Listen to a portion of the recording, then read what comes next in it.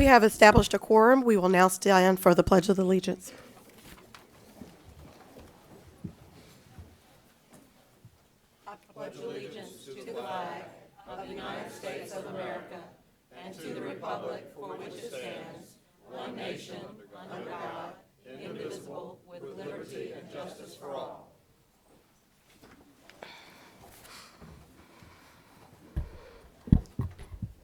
Thank you. Dr. Merrill, we will now begin with your comments. Thank you, Madam Chair, members of the board, and the public. Tomorrow, Red Hat in downtown Raleigh, 120 students from 11 of our high schools will team up with design experts for a day of hands-on learning. The second annual Design Blitz is the brainchild of Elizabeth Luna, a CTE teacher at Athens Drive Magnet High School. Students will work in small groups with design industry professionals to develop a prototype of wearable technology and do so in just a matter of hours. It's an outstanding example of our strategic plan at work. Through engagement with community partners, our students can apply their learning to the real world and be inspired toward college and career success. So thank you to Ms. Luna, Red Hat, and all the teachers and sponsors creating this opportunity for our students. On March 9th, I had the pleasure of joining the students, as many of you did, and the staff of Brooks Magnet Elementary School to celebrate a major milestone in the construction of their new facility. We gathered for a topping off ceremony as the final beam was signed and then placed on one of the new school buildings. This is just one of the many ongoing projects made possible by the voter-approved school bond in 2013. We've been good stewards of these dollars, constructing new schools to meet the demands of our growing community and renovating schools that need it the most. And at Brooks, we're renovating a recent addition and replacing the rest. The practical result is a brand new school for students and staff. The Brooks community is eager to occupy their new and improved school buildings in August. For a detailed overview of current projects, planned projects, and funding sources, please visit wcpss.net and click on Facilities, Design, and Construction under the tab labeled About Us. So there's 3 things to do, but look for the Facilities, Design, and Construction. It's a great set of information. And then finally tonight, I'd like to congratulate everyone who made the 35th Annual Pieces of Gold Performing Arts Showcase yet another hit. This year, there were 869 student performers from 33 schools, assisted by 80 student technicians working behind the scenes. Our music and dance teachers spend months readying for this annual tradition, and their preparation shows. Pieces of Gold highlights how integral the arts are to providing our students with a rich and relevant education. Performing arts help students learn to take risks, remain focused, accept critique, revise their work, and deliver a refined, finished product. To close the evening, I'd like to offer one last encore with this video slideshow.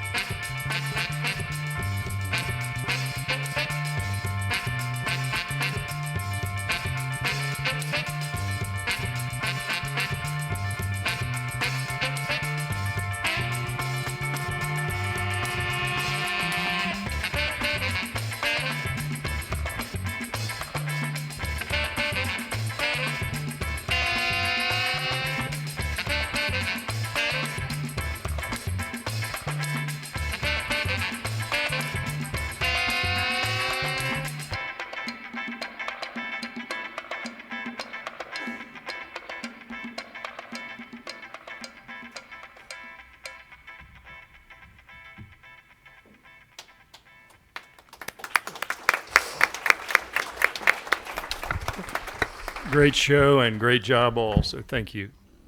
Thank you, Dr. Merrill. And Peace is a Goal is indeed always a joy, especially in this time as we talk about potential changes from our General Assembly to teacher-student ratio to the beauty of that the arts provides all of us, both those participating and those that us who get to watch it from the audience.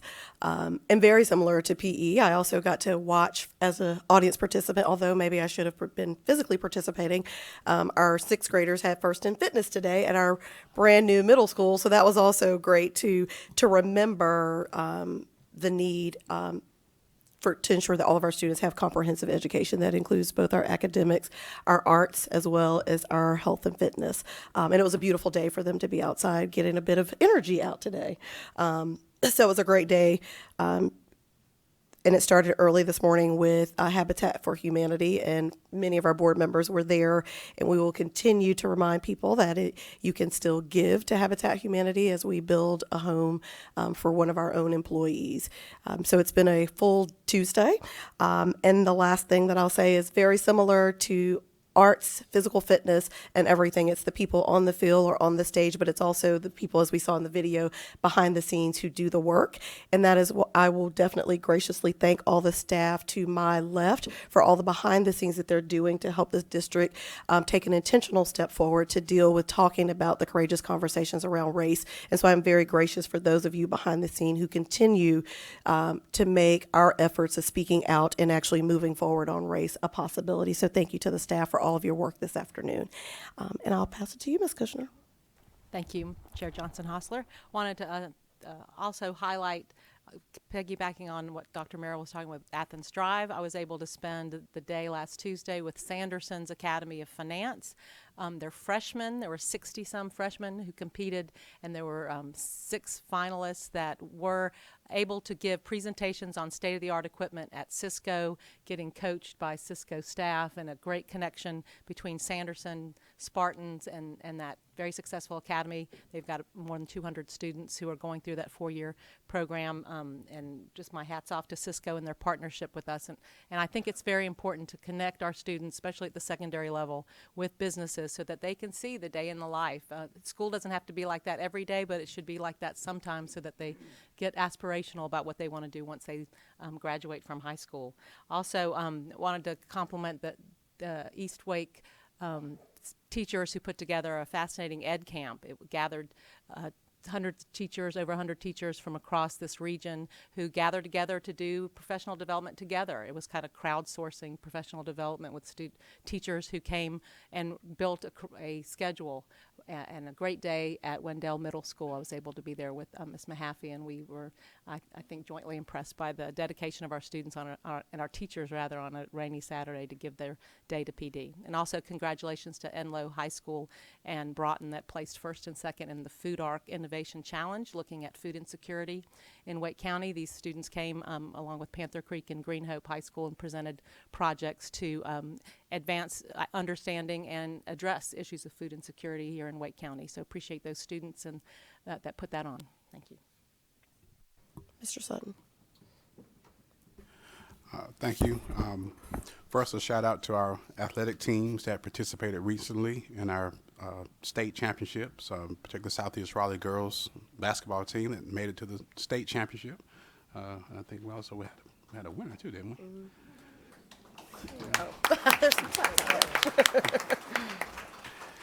Yeah. And then also a couple of things. Just this past Friday, I was fortunate to participate with 5 other school districts: Charlotte, Meck, Durham, Guilford, Chapel Hill, Carrboro, and Asheville city schools, and along with representation from Wake, in a North Carolina Racial Equity Collaborative. This is a collaboration of 6 districts that have positions such as our own Dr. Rodney Trice that are focused on racial equity across the state. And those districts came together to strategize and think about solutions as to how we can better address equity not only within our own school districts but across the state.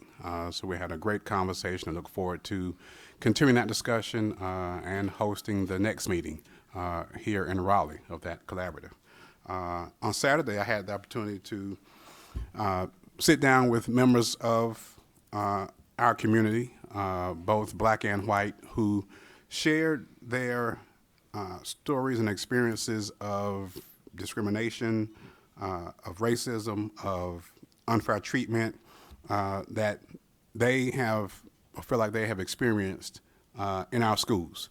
And it was a very interesting and eye-opening conversation, one that moved me to some degree. And one thing that was clear in that while there's much work to be done within the Wake County Public School System, within our community, and amongst all stakeholders, we have to do more to hear the pain, the hurt, the frustration that many of members of our community feel. We must do more to respond to the needs of our school community, and we must do more to act to ensure a safe, diverse, and inclusive learning environment for our students, for our faculty, for our teachers, administrators, and for the entire community. And that's work that we all have a role to play in.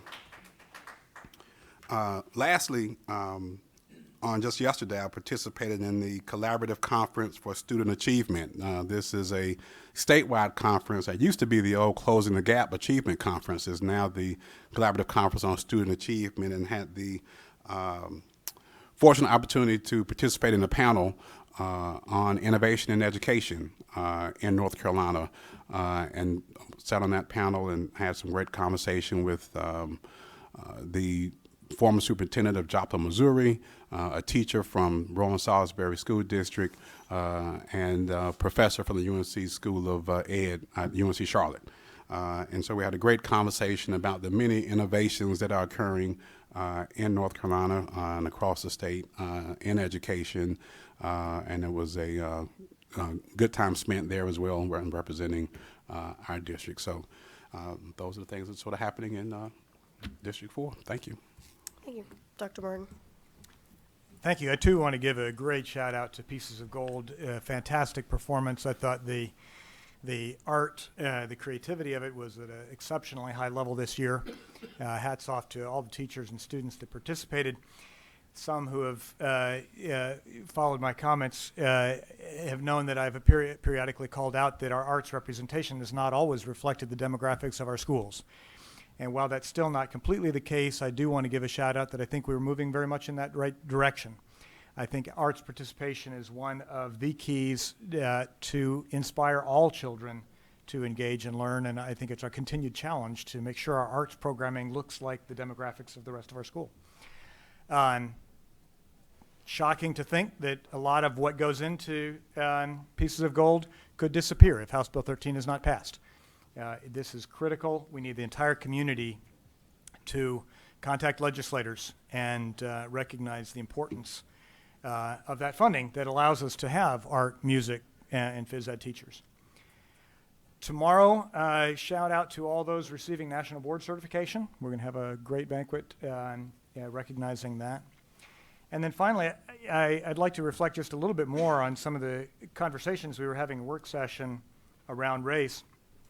I'm a very firm believer in separation of church and state, and so I don't usually, bring religious stuff together. But I was struck by a parable coming out of my tradition, which is a Christian tradition, that in the Christian tradition people are quite familiar with usually, the parable of the sheep and the goats.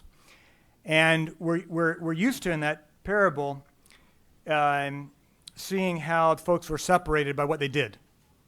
Those who, fed the hungry did not.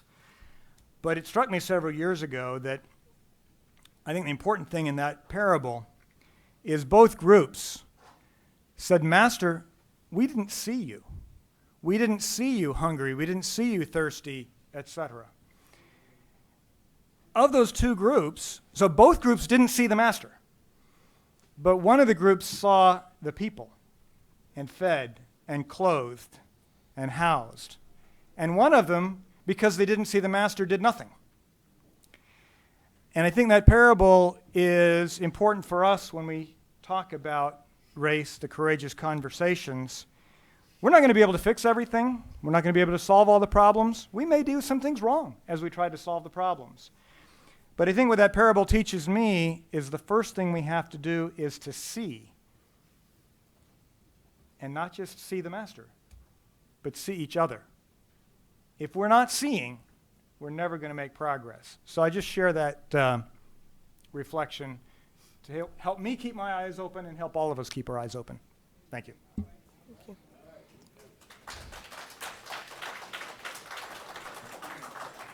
Mr. I Asia. have nothing to say. Okay, thank you. Ms. Hartenstein. I had a pleasure this week actually last week, of going down memory lane. And I want to challenge all of our schools that are in the process now of opening up new. Because what they are going to create as a new school has lasting impact, an impact that you may not be aware of. The original crew from Durant Middle School 25 years ago had dinner together. And we continue to tell the same stories, which are delightful. But we created a culture there, and we had a motto called School as It Should Be.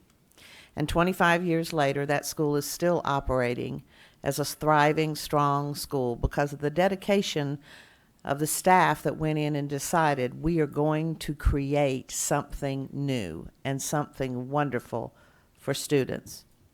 There was one particular student who loved to walk to the beat of a different drum. Very bright, but could just find ways to get on the teacher's last nerve. Delightful student, and you never know. We all talk about Facebook and Snapchat and all the ills that are associated with it, but there's also something wonderful. Because I posted a picture of us having a wonderful time together, and this student, 25 years ago, is now a father with 2 children. And he was able to say to the entire group, thank you for believing in me and for making me the person that I am today. Kudos to that staff that started that vision. Kudos to all of our principals and our teachers who are creating those environments every day, because the children that are sitting in our classroom are going to be our citizens that are going to be supporting us in another 25 years. Thank you. Ms. Mahaffey. On Monday and Tuesday of last week, I spoke with the on Monday I spoke with the PTSA board over at Apex High School concerning the bell schedule changes that are proposed. The following morning on Tuesday, I was with the PTA of Apex Elementary and heard their concerns and answered their questions as best I could. And on Saturday, I got to go back to my roots of teaching, and as Ms. Kushner said, attend Ed Camp Wake. As a teacher, it's my favorite professional development because the teachers set the agenda. You can collaborate, you can ask questions, and you can bring those things that you learned back to your classroom and use them on Monday morning. I want to thank Wendell Middle School for hosting, Brendan Fetters and Michael Parker West and their team for organizing it. We heard from the Knightdale High School band. We saw the Wendell Middle School step team. The Wendell Middle School treated all of these teachers that gave up their Saturday to breakfast. And there were engaging conversations on things from digital portfolios, Genius Hour, Bring Your Own Device, technology and literacy, and equity. And these were all agenda items that our teachers created. And I was so excited to be a part of that and to listen and hear those conversations. And it was very exciting. Thank you. Ms. Cash. I'm just sitting here wondering why I didn't get an invitation to Ms. Hardison's party, because I was the first PTA president at Durant. But anyhow, good school, Yes, great and I school. went to Orlando with her because her children went to World Finals for Odyssey of the Mind. I haven't forgotten. She saved me on that Okay, trip. good. I want to be sure that I want to clear that up there. Okay, good. Anyhow, I do want to say as well as giving her a hard time that I also got to go to the Pieces of Gold, and the last time I was on the board, that was my favorite thing to do, the most favorite thing I got to do. And Pieces of Gold is, I mean, if you've had children in it or if you haven't even and you ever want to go to that, that is a wonderful thing to watch for the Wake County school system and the arts that they have. It again is my favorite thing to do. And if it hadn't been for arts, I don't know where one of my children would have been. I mean, she struggled in many areas, but she's went on after having arts at Hunter and went on to being an art teacher herself and is teaching in one of the colleges here. So I think, again, I hope we never lose the arts in Wake County. Mr. Fletcher. A couple of things happened in District 9 and had my colleagues from District 7 and 8 join me at the Cary Chamber of Commerce for the Education Committee meeting. And it was a good opportunity since Cary is now spreading out. We have 3 folks who represent parts of Cary. Of course, we all represent the entire county in our approach to how we do things. So I want to thank them for coming and for the Cary Chamber for hosting. Had the opportunity to participate in a day-long conference called the Pathways to Grade Level Reading, part of which is the whole child effort of NCDPI. This is the campaign for grade level reading is a national campaign driven in large part by nonprofit efforts and kind of spawned our Wake Up and Read program here in Wake County several years ago. So that was an interesting session to meet with early childhood intervention, K-12, teachers, administrators in a very interesting setting over at the NC State Hunt Library. Then I have 2 open forums each month where parents can come talk about what they want to talk about. Lots of times it's crickets. Nobody shows up, and which is okay. I think that's a good sign. This week I had 15 parents show up, and what they wanted to talk about was HB 13 and the fact that HB 13, which is the bill that will in large part save our art, music, and PE teachers, allow us to allocate them for those purposes, passed the House 114 to nothing, and it sits in the Senate with no timetable for it to be considered by the Senate. So they were very concerned about that and wanted me to make sure I shared with you their concern. There will be several PTA meetings held in the next 2 weeks that will have that as its primary topic. How do we encourage our state senators, whether they're in Wake County or elsewhere, to move to pick up this legislation and debate it and make a decision? The real challenge for us as a school district is the longer they wait, the more in jeopardy our employees become. And that's not fair to our employees. It may be great politics, but it's not fair to our employees. And so I would encourage you to learn more about HB 13. I would encourage you to support its passage in the Senate. You may choose to take a different path, but learn about it, find out what it will do. It doesn't increase class size. What it does do is allow principals to continue to allocate the personnel they have to be most effective for their children. The current structure that the budget places on schools basically says, principals, you have no flexibility.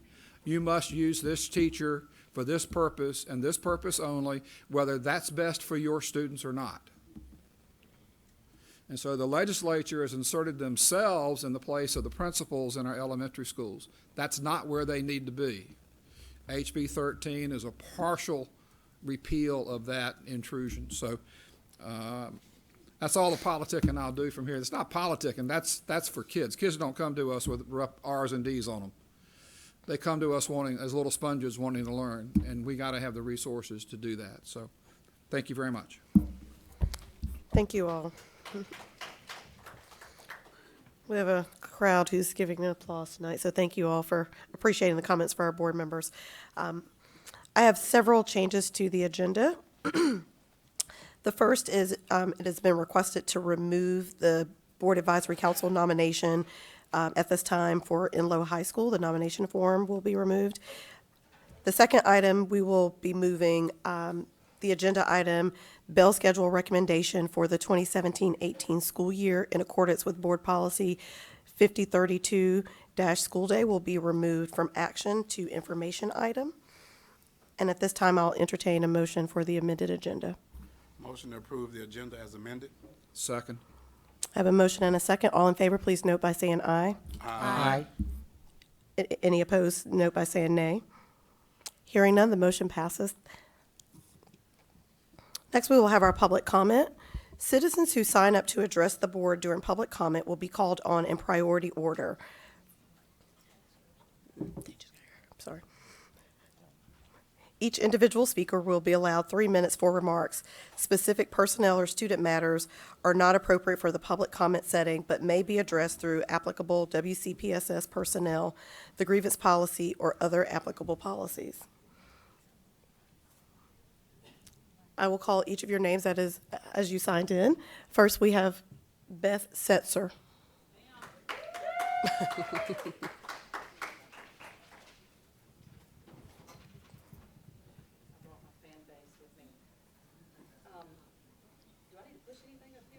You do not. Thank you.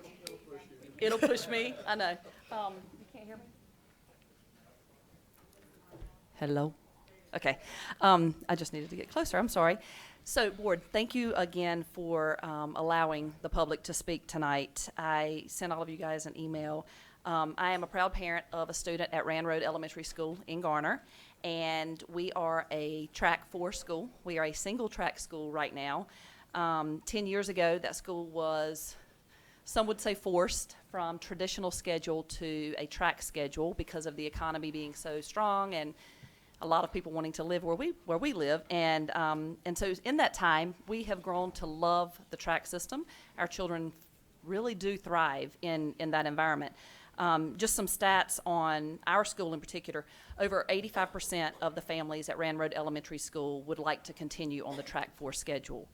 Teachers who have taught both calendars at that school, so they taught on the traditional calendar as well as the track calendar, they have documented that the students seem to grade better, test better, and overall do better in the track 4 system, or a track system, a year-round system. All of the children at Rand Road currently, they only know the track system. They only know a year-round schedule where they get breaks throughout the year, and they have a shortened summer, yes, but they have breaks throughout the year, which benefits them on not getting burnt out, but also not long enough for them to lose any of the material that they have been over.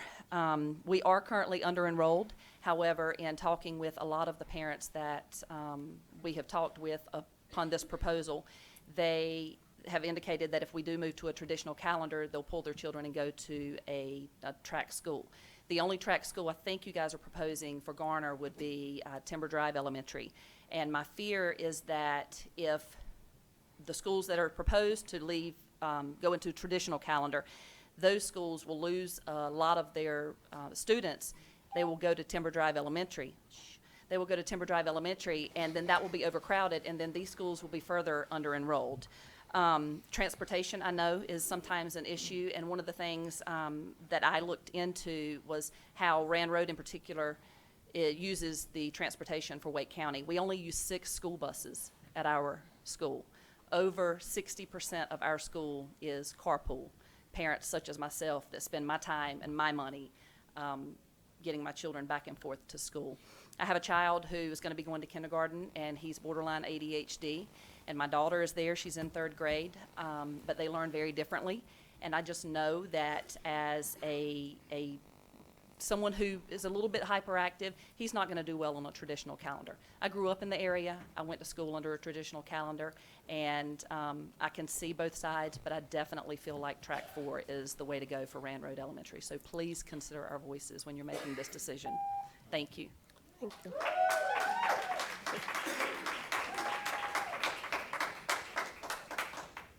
Tiana McDowell.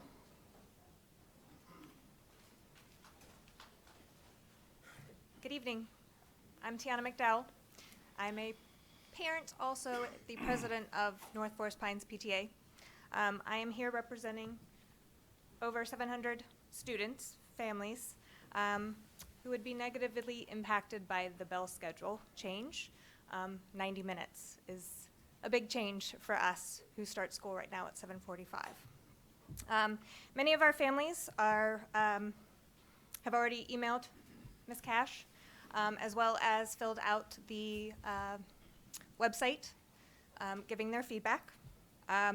Many of our families, most of our families, are working families, whether it be 2 working parents, single parent working, that works 15 to 30 miles away from school and needs to be at work by 8 a.m.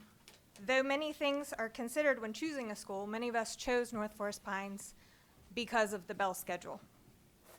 This allows us to get our kids to school, and us to get to work. The proposed change would not only cause a huge schedule impact to our families, it would also cause a financial impact, with the necessity of having to put our kids into before-school care,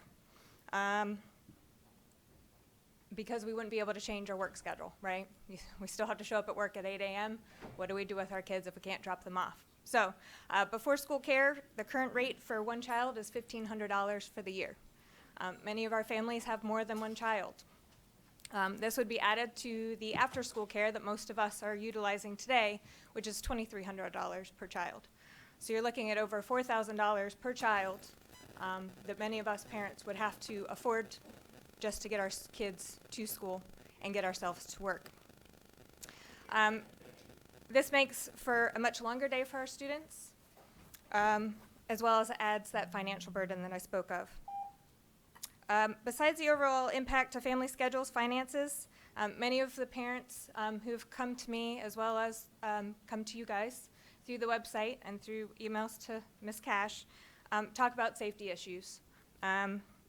Combining buses with our Forest Pine neighbors, we already have buses that are sitting 3 kids to a seat. So I can't imagine us combining 2 schools. Double stacking carpool lanes where kids and parents are going to have to, or kids and teachers would have to maneuver 2 lanes of cars is a concern, as well as entering and exiting onto Forest Pines Drive, which already has speed issues and traffic issues. We ask you to consider seriously listening to the NFP community and vote against changing our rail schedule by 90 minutes. We would love to work with you and come up with a solution if you give us the opportunity. Thank you. Thank you. Ms. Colleen Roby.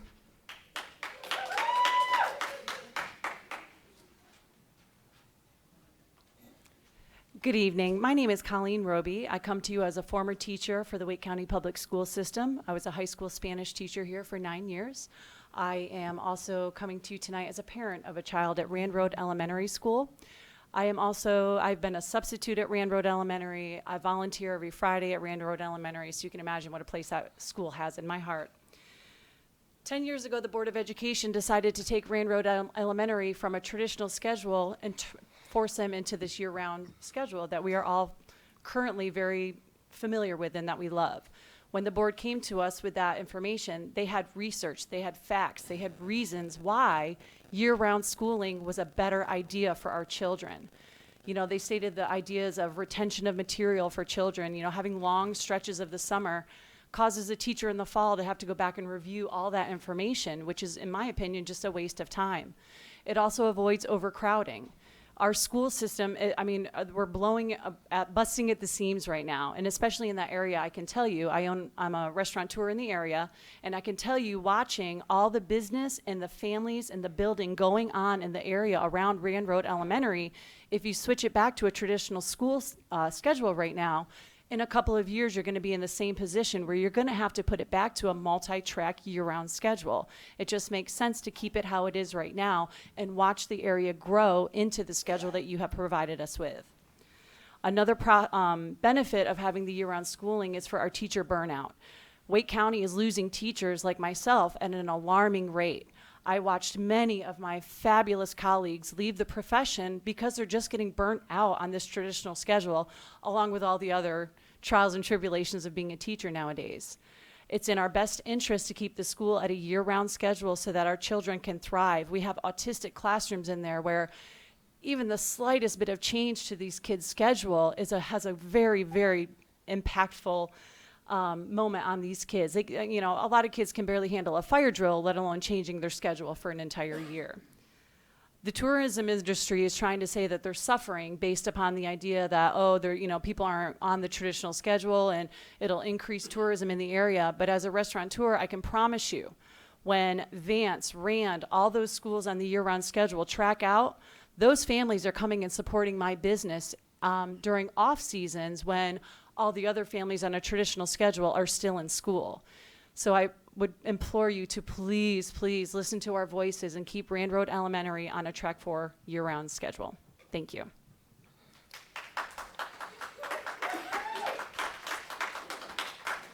Tony Rice.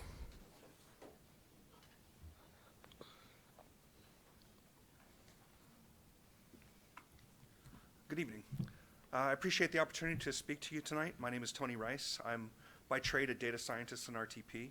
I am a frequent volunteer in the Wake County Public School Systems through the NASA Jet Propulsion Laboratory program. I'm also a father of a high school student at Apex High School. That's what I'm here to talk to you about today. So we've got this proposal on the table to move the Apex bell schedule back. And I understand that there's something that needs to be worked out there. I recognize that transportation's a big challenge, and the additional 6 miles and 12 minutes that moving from Apex for these 2 years to green level creates is a big challenge. I recognize that. But the science says that this is a really bad idea, and I want to share with you a couple of things.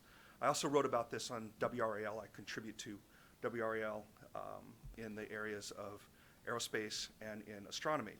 So I want to share with you a couple of facts.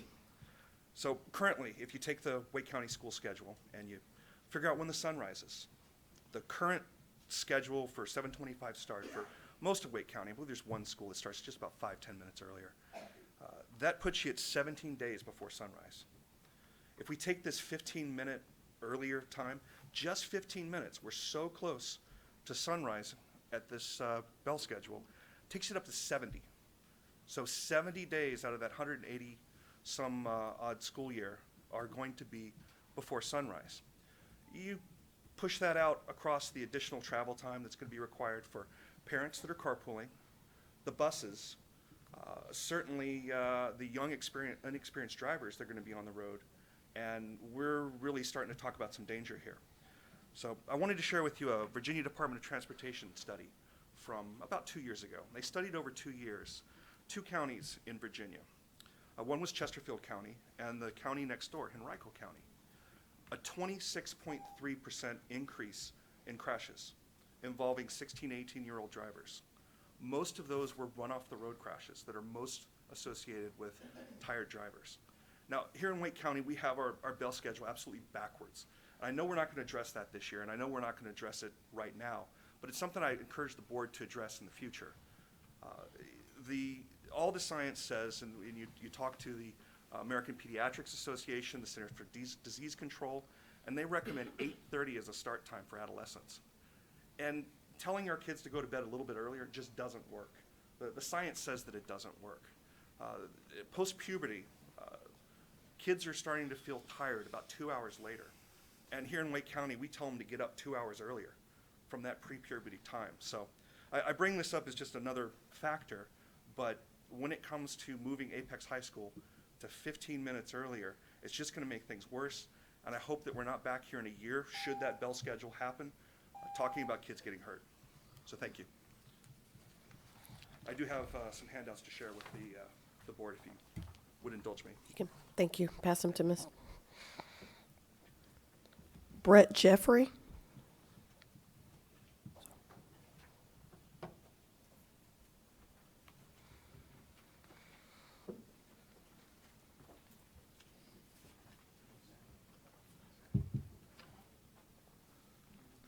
Good evening.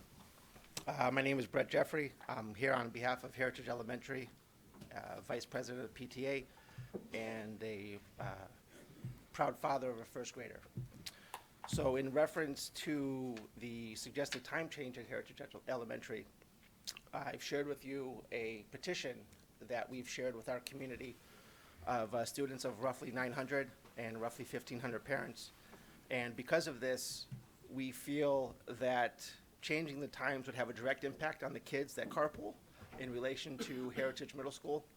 For those of you that I'm sure you all know, Heritage Elementary is behind Heritage Middle School. Even with the recent adage with the Rogers Road Bridge, we still share one entrance. And for afternoon carpool, when track 1 is in, the buses make their own lane.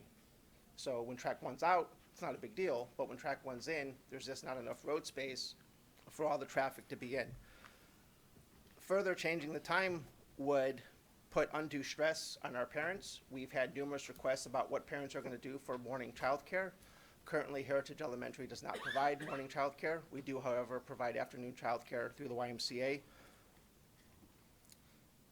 Buses, we feel strongly that they would be backed up on Rogers Road. Rogers Road is just not big enough to handle the traffic.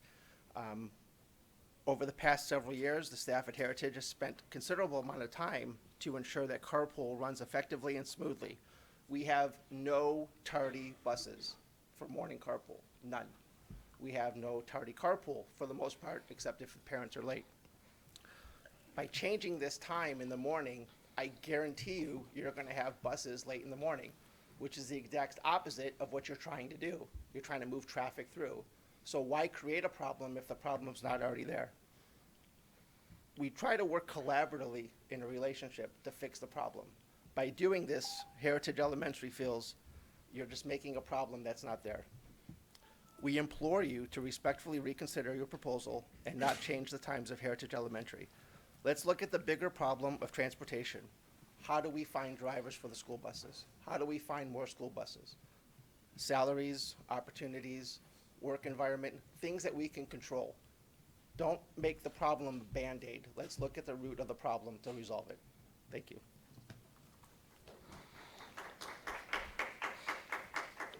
Calla Wright.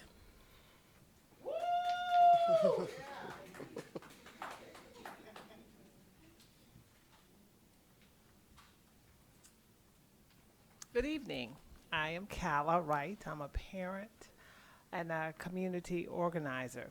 I wanted to begin by telling Mr. Keith Sutton thank you for coming out to the meeting. I missed it, but I'm one of those parents who've shared with many of the board members and the superintendent, and to Mr. Lloyd Gardner, area superintendent, my concerns as a mother and the difficulties I have faced with my son.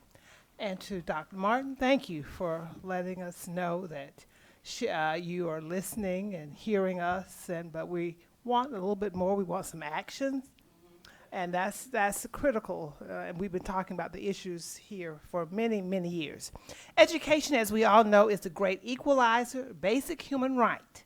However, many of our children, black children, brown children, have faced obstacles when issuing or receiving disciplinary and other behavioral infractions.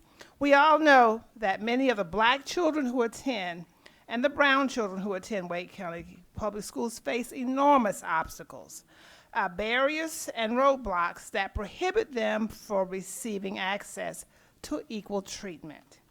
Many of the discriminating barriers have been subject of the international news, and this should be an embarrassment to the Wake County Public School system. However, we are here today to call your attention to this. We are in crisis mode. We want you all to listen to us and to come together so that we can create solutions. We also know that to build relationships, to foster a sense of community and engagement of black and brown families, we want you to come out to our communities and become our partners, so that we can start to eliminate the same issues we've been talking about for many, many years of discriminatory practices. I'm a proud member of the Community Equity Leadership Team, and as a member, we recommend that you expand the Office of Equity so that all of our 174 schools receive the equitable training that Mr. Rodney Trice and his staff are issuing. That's one form of solution. And we also need you to come out to our communities and to listen so we can collaborate and start to resolve these same old issues of racial discrimination. Thank you so much.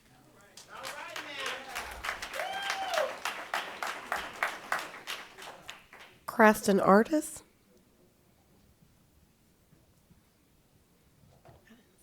Okay. Geraldine Alshami.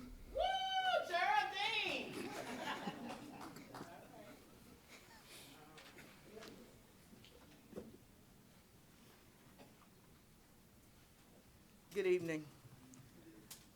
First, I want to thank you, Mr. Sutton, for coming out on Saturday. I want to thank you, Mr. Martin. It has been really enlightening for me to sit into your policy meetings. It encourages me, but this it's just not enough. I'm sorry. It's just not enough. The recent incidents has really blown up, and you know, the other week when I was here, I wanted to actually do like Mr. Martin and give us a little bit of Christian thought.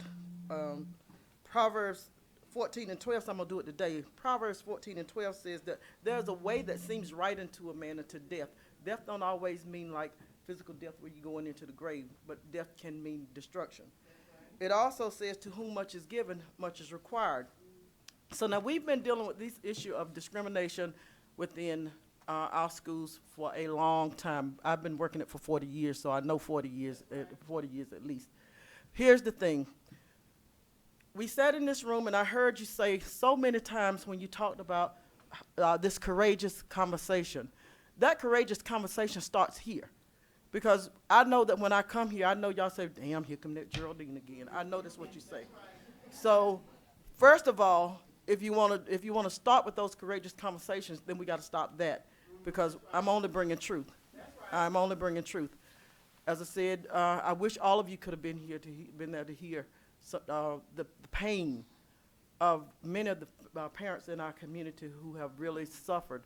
You know, today I'm faced with an issue with a kid who's being put out of school for the year.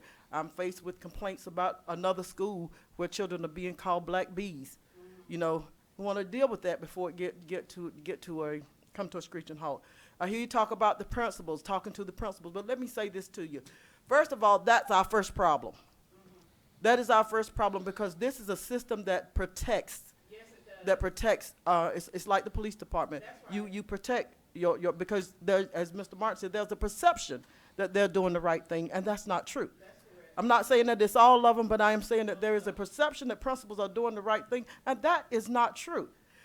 When you say that you, in your strategic plan, that you really want to work with the community, is it certain aspects of the community, or is it every aspect of the community? I'm here to say to you that if you really want us to believe that you're serious, and in some instances I believe that you're doing what you think is right, but not to collaborate with the folks who are being affected, not to collaborate with the people who are actually experiencing this stuff, or those of us who are advocating, to not collaborate with us sends a strong message. To not add money to the equity department so that every school is getting what they need speaks very loudly to your commitment to make change. I just passed out to you, Calla just passed out to you some information on community and school councils. If you want us to believe that you are serious about stopping this discrimination, then we cannot trust principals to discipline our children. We need a community and parent council where we all work together, and we need to take a look at it. I want you to take a look at it. Don't have to model that exact model, but I do think that we need to look at how we work more closely with community, and I don't mean just certain aspects of the community. So I'm looking forward to hearing you come to us, or we come to you to talk about how we implement a community, parent, local council. And I know you already told me that folks are not ready for it, but if you're honest about wanting to make change, then you will partner with us. You won't be afraid, and you will trust us. Thank you.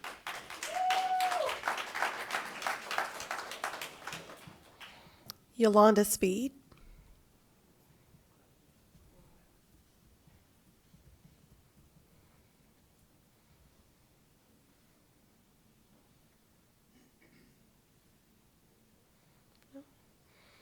Joni Craven.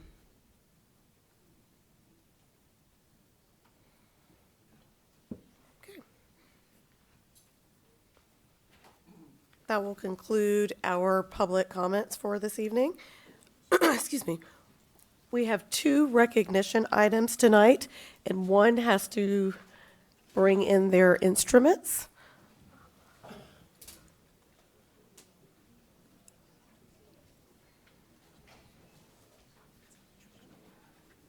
Right now.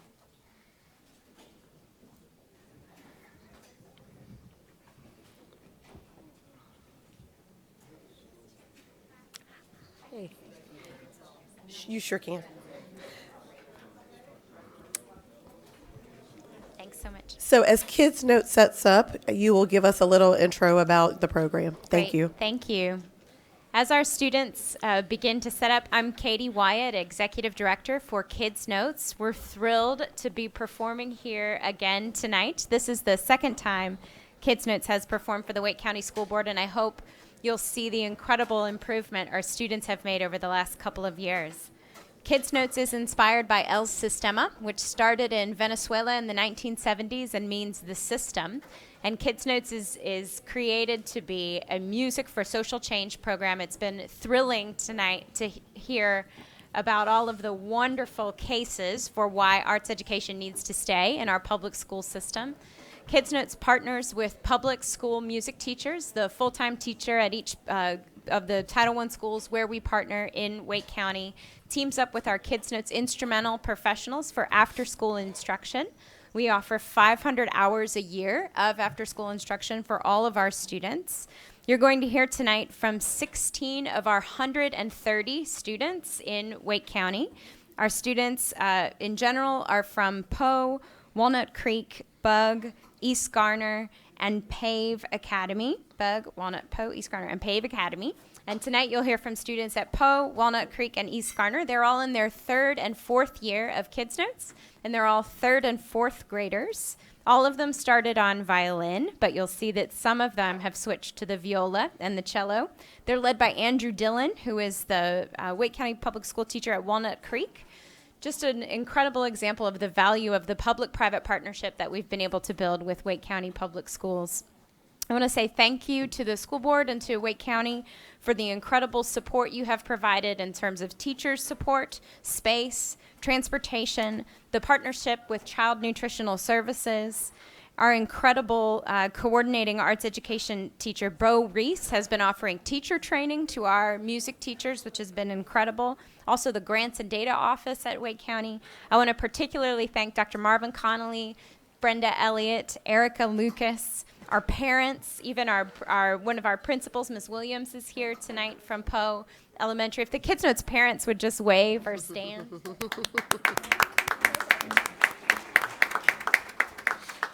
Kids Notes performs over 50 times a year, and so their parents are like real road warriors for our students. We really appreciate everyone listening to us tonight. We're looking to add more next year. Kids Notes wants to grow to serve 500 kids in the county by 2020, so we'd love to work together to make that happen. I've put in a pitch to Ms. Johnson-Hostler, and I'll put it before the school board. We would love to see more performance venues in Southeast Raleigh. Whatever you can do, we want to perform in Southeast Raleigh. It's where all of our schools are. It's where we all perform all the time. Southeast Raleigh High School right now has the only auditorium in the area, and we need a bigger place to play because we're growing our orchestra, and we have a lot of talented, super talented kids, and we're here to unleash their potential, and we need a space to play. The community needs a space to play. We want to have theater and musical theater and plays and drama and ballet, and why doesn't that belong in Southeast Raleigh? So I also want to invite you, because we don't have a place to perform in Southeast Raleigh, we're going to perform on May 20th at Hayes Barton United Methodist Church at 10 a.m. All 130 students will play. Kids Notes is grades K through 5, like a few 5th graders, mostly K through 4. And we'd love for you to perform. Here to take it away is Andrew Dillon and the Kids Notes Orchestra. Thank you. Again, this is just 16 of our 130 students.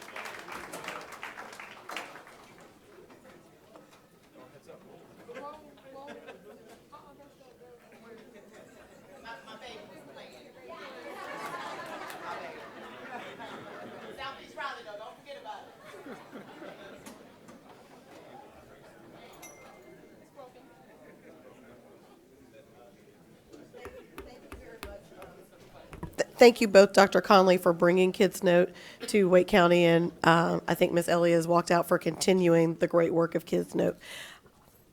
Okay, so we are ready for you now, Ms. Price. Will actually be presenting our Employee Excellence tonight. Thank you.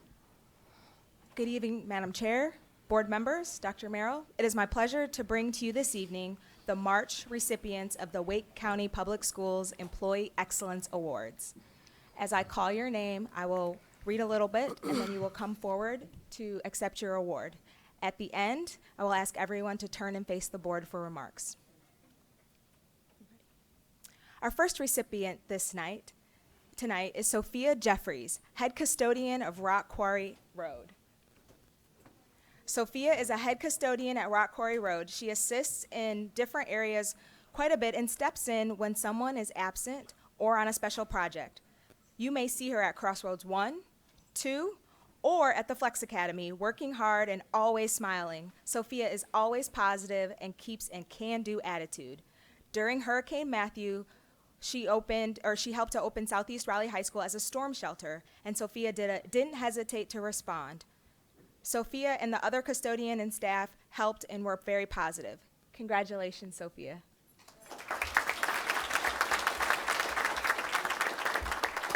Next is Barbara Battle, regional custodian manager at Rock Quarry Road.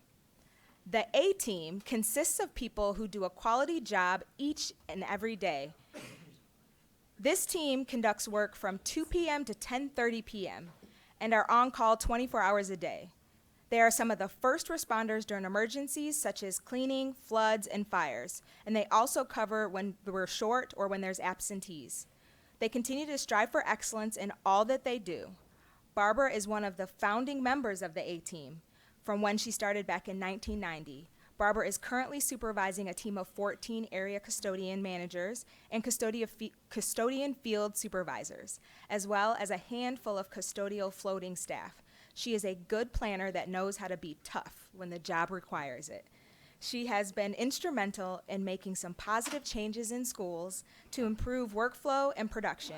She's one of the first to respond to emergencies and does not hesitate to get in the trenches with other staff. She is well deserving of this award. Congratulations, Barbara Battle.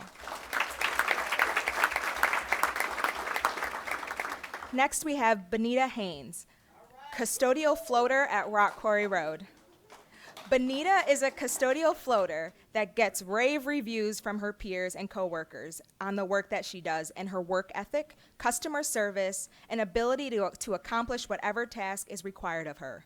As a floater, she goes to different schools to fill in when a custodian is out or if a school needs extra help. Recently, Benita was at Northridge Elementary School, and the principal called and requested her, and he wanted to keep her. These are qualities that are essential to having a great floating staff, and while Benita is so deserving of this award. Congratulations, Benita.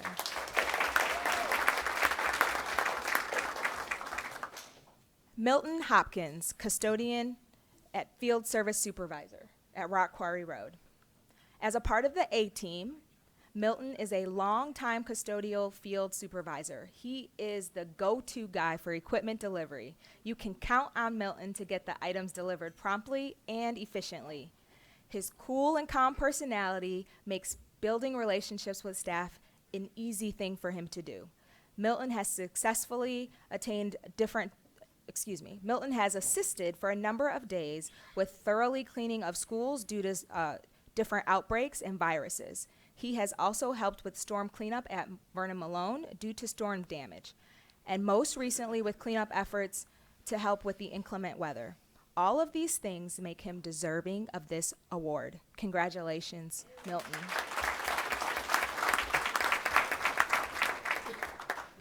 Larry Drew, custodial field supervisor at Rock Quarry Road. Larry was one of the A-Team's seasoned custodial field supervisors and has just retired at the end of February. He will be greatly missed by principals and the custodial staff. He has left his mark by working through various school cleanups, inclement weather responses, and issues which make him deserving of this award. We wish Mr. Drew the best as he transitions to the next phase of his life. Congratulations, Larry.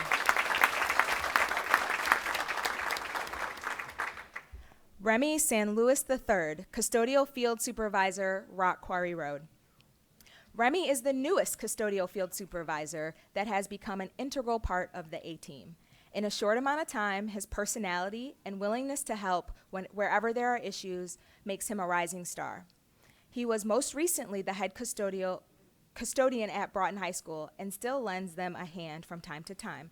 Remy was also a key member of the team that responded to the unforeseen situation, and he does that and may arise with cleaning an entire school from a damage from a storm. Congratulations, Remy.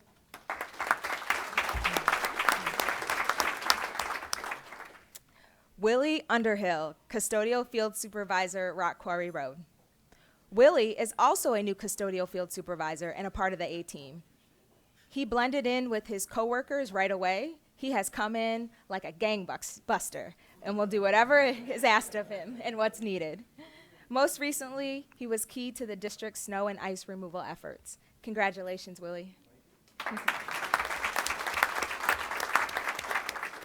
Cornelius Manley, Custodial Field Supervisor, Rock Quarry Road. Cornelius is a member of the A-team and the person that all other team members know they can count on when they need help. His answer is always yes. Sickness, cleanup efforts, and inclement weather cannot attend to Cornelius's work ethic. He is well deserving of this award. Congratulations, Cornelius.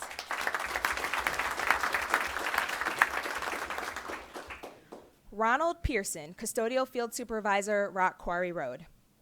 A-team member Ronald Pearson assists with emergencies as needed, whether helping at Vernon Malone and Millbrook High School due to hurricane or cleanup and snow.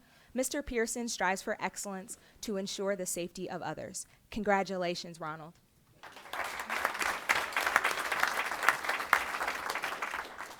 Carl Clark, Area Custodial Manager, Rock Quarry Road.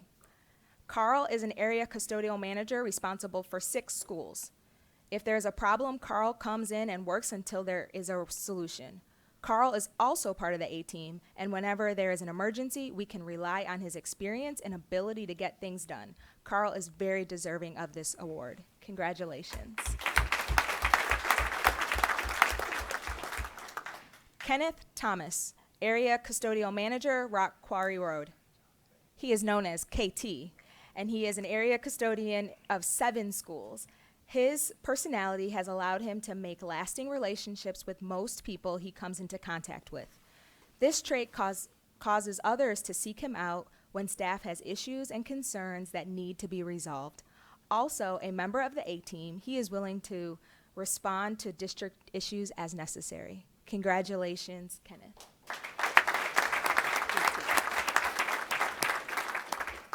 Michael Bryce, Area Custodial Manager, Rock Quarry Road. Michael is an area custodial manager responsible for 7 schools. Don't let his easygoing nature fool you. Michael is known for his follow-up. He responds quickly to difficult situations and is committed to seeing every problem fixed. Congratulations, Michael.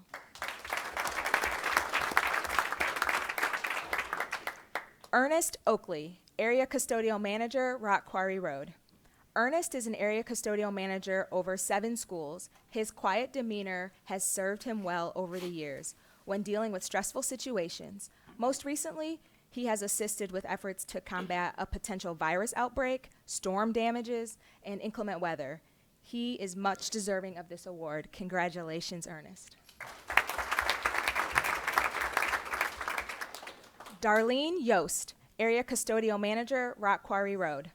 Darlene is an area custodial manager for 7 schools in the area, who through her many years of service contribute to modeling excellence through her performance. She is diligent when working through staff issues and finds solutions. She is a member of the A-team and applies her skills and experiences to help the team in many ways. All of this makes her deserving of the Employee Excellence Award. Congratulations, Darlene. Kendrick Scott, Security Administrator, Central Area. Kendrick has taken his role of safety very seriously. He is responsive, supportive, and always willing to go the extra mile for all of his schools. When dealing with students, he always counsels them to share his desire for their success. Principals rely on his knowledge and ability to get to the bottom of various situations. Additionally, he utilizes personal resources to purchase donuts for each of his administrative teams. Yes. School teams know that he has many schools, but Kendrick is thorough, and they all feel valued and recognized that they can call on him at any time. Congratulations, Kendrick.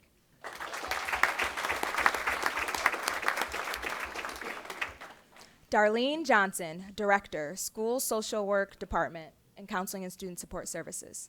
Darlene Johnson has been a school social worker for nearly 20 years, and she has been the Wake County Public Schools Director of the school social workers since 2006. Over the years, her vision and dedication to our department have been enormous, and the evidence of the growth and the respect for the department while Darlene has been at the forefront. Darlene has worked tirelessly in encouraging, increasing the awareness, and the ongoing staff development in the area. She is a past president of the North Carolina School Association of Social Workers. This is the recognized professional organization for all of the school social workers across the state of North Carolina. Congratulations, Darlene.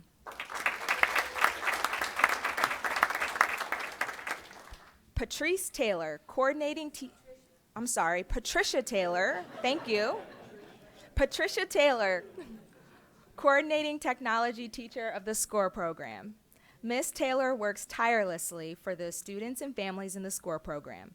She is committed to supporting the district's efforts to allow students with challenging behaviors the opportunity to remain engaged in learning. She is an asset to the SCORE program. Ms. Taylor has a willingness to exercise leadership, initiative, and accepts and carries out additional responsibilities beyond her regular assignments. Ms. Taylor is a champion for students and believes all students can learn. Congratulations, Patricia.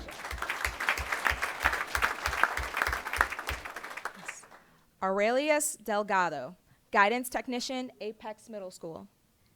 Ms. Delgado is making a tremendous impact on the Apex Middle School community as she serves her role as our guidance tech. In addition to the regular support she provides guidance counselors and welcoming and registering new students, she goes beyond her assignment duties to be the primary communication link to our Hispanic families. She volunteers her time after work to help with community engagement meetings with our Hispanic families. Her genuinely warm and compassionate care of our students and communication with our Hispanic families makes her a tremendous asset to our community. Congratulations, Ms. Delgado.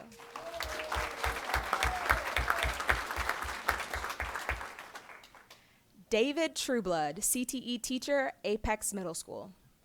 Mr. Trueblood has served the students and families of Apex Middle for an amazing 30 years as the CTE teacher. His impact and influence on his students goes far beyond the curriculum. He has made a lifelong impact on them as a role model to become responsible, productive members of our society. His loyalty to the Apex Middle School community is to be commended and honored. We salute Mr. David Trueblood as he retires at the end of the current school year for a job well done. Congratulations.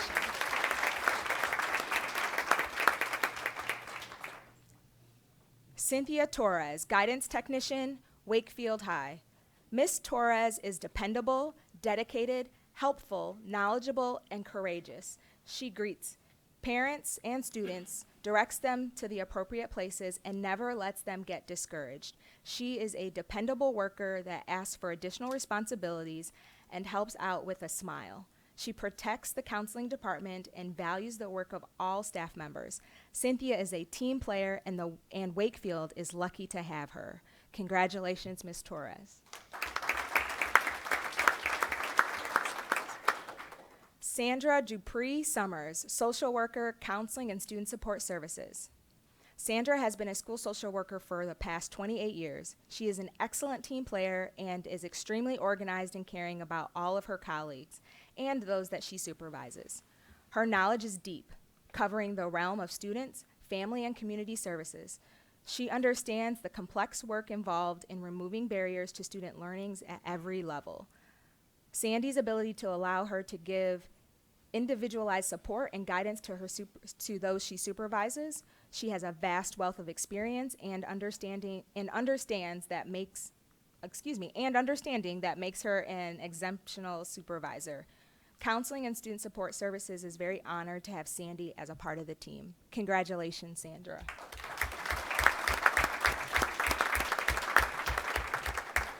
At this time, please turn and face the board for comments. Thank you, Ms. Price, and thank each of you for your hard work, perseverance, and support of our schools and our school community at large. I do always like hearing the comments or reading them. That brings you to us today. I also want to personally thank those of you who are retiring for considering to come back and help us out, because people in this county rarely fully retire. So just let us know. I see you down there saying you're out, but I believe we probably can convince you to join us again. And see, you haven't even left yet. I'm already. But thank you for your tenure with our school system and all the work that you do, and to each of you. Hopefully this token and appreciation that you've heard from your colleagues, but also hear from myself and our full board, the great appreciation we have for the commitment that you have. It is always a reminder, the theme that I started with is the work behind the scenes. It's important to bring it to the forefront and ensure that people hear, see, and appreciate the great work that you do. And I also appreciate the engagement that I watched you have both with public comments, and of course I saw you all enjoying our kids' notes. So I'm glad that we had a bit of entertainment for you. You are far more deserving of the words that I can describe to appreciate you. And so we will give you another round of applause, and thank you very much.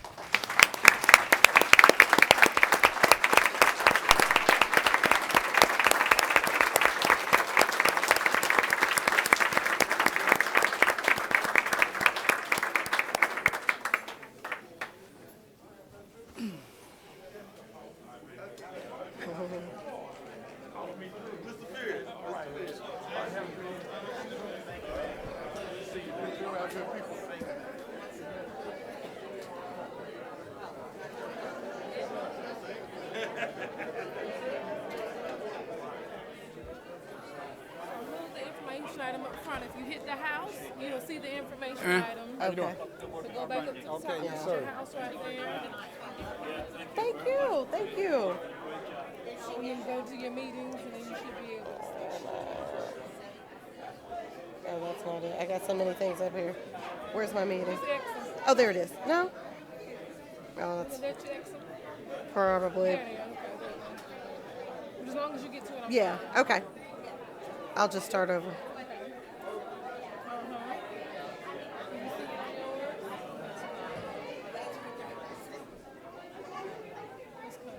Yeah. There we Yeah. No worries. Well, thank you. Yep. There we go. Thank you.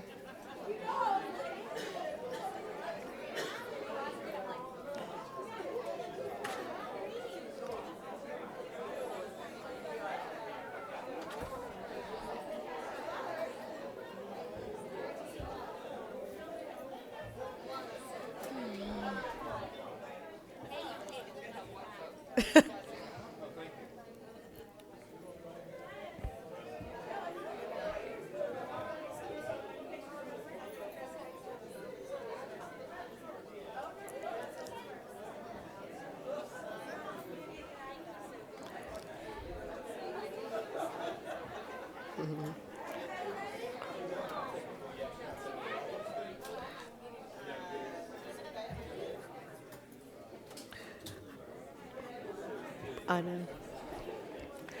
Board members, if you will refresh your page, you will see the change in the agenda while we wrap up the transition.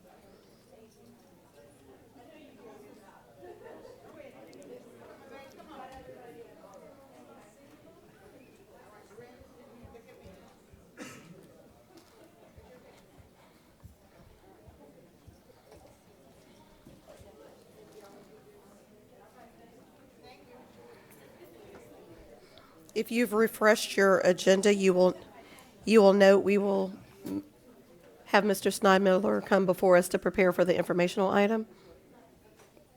If I could, Madam Chair? Yes.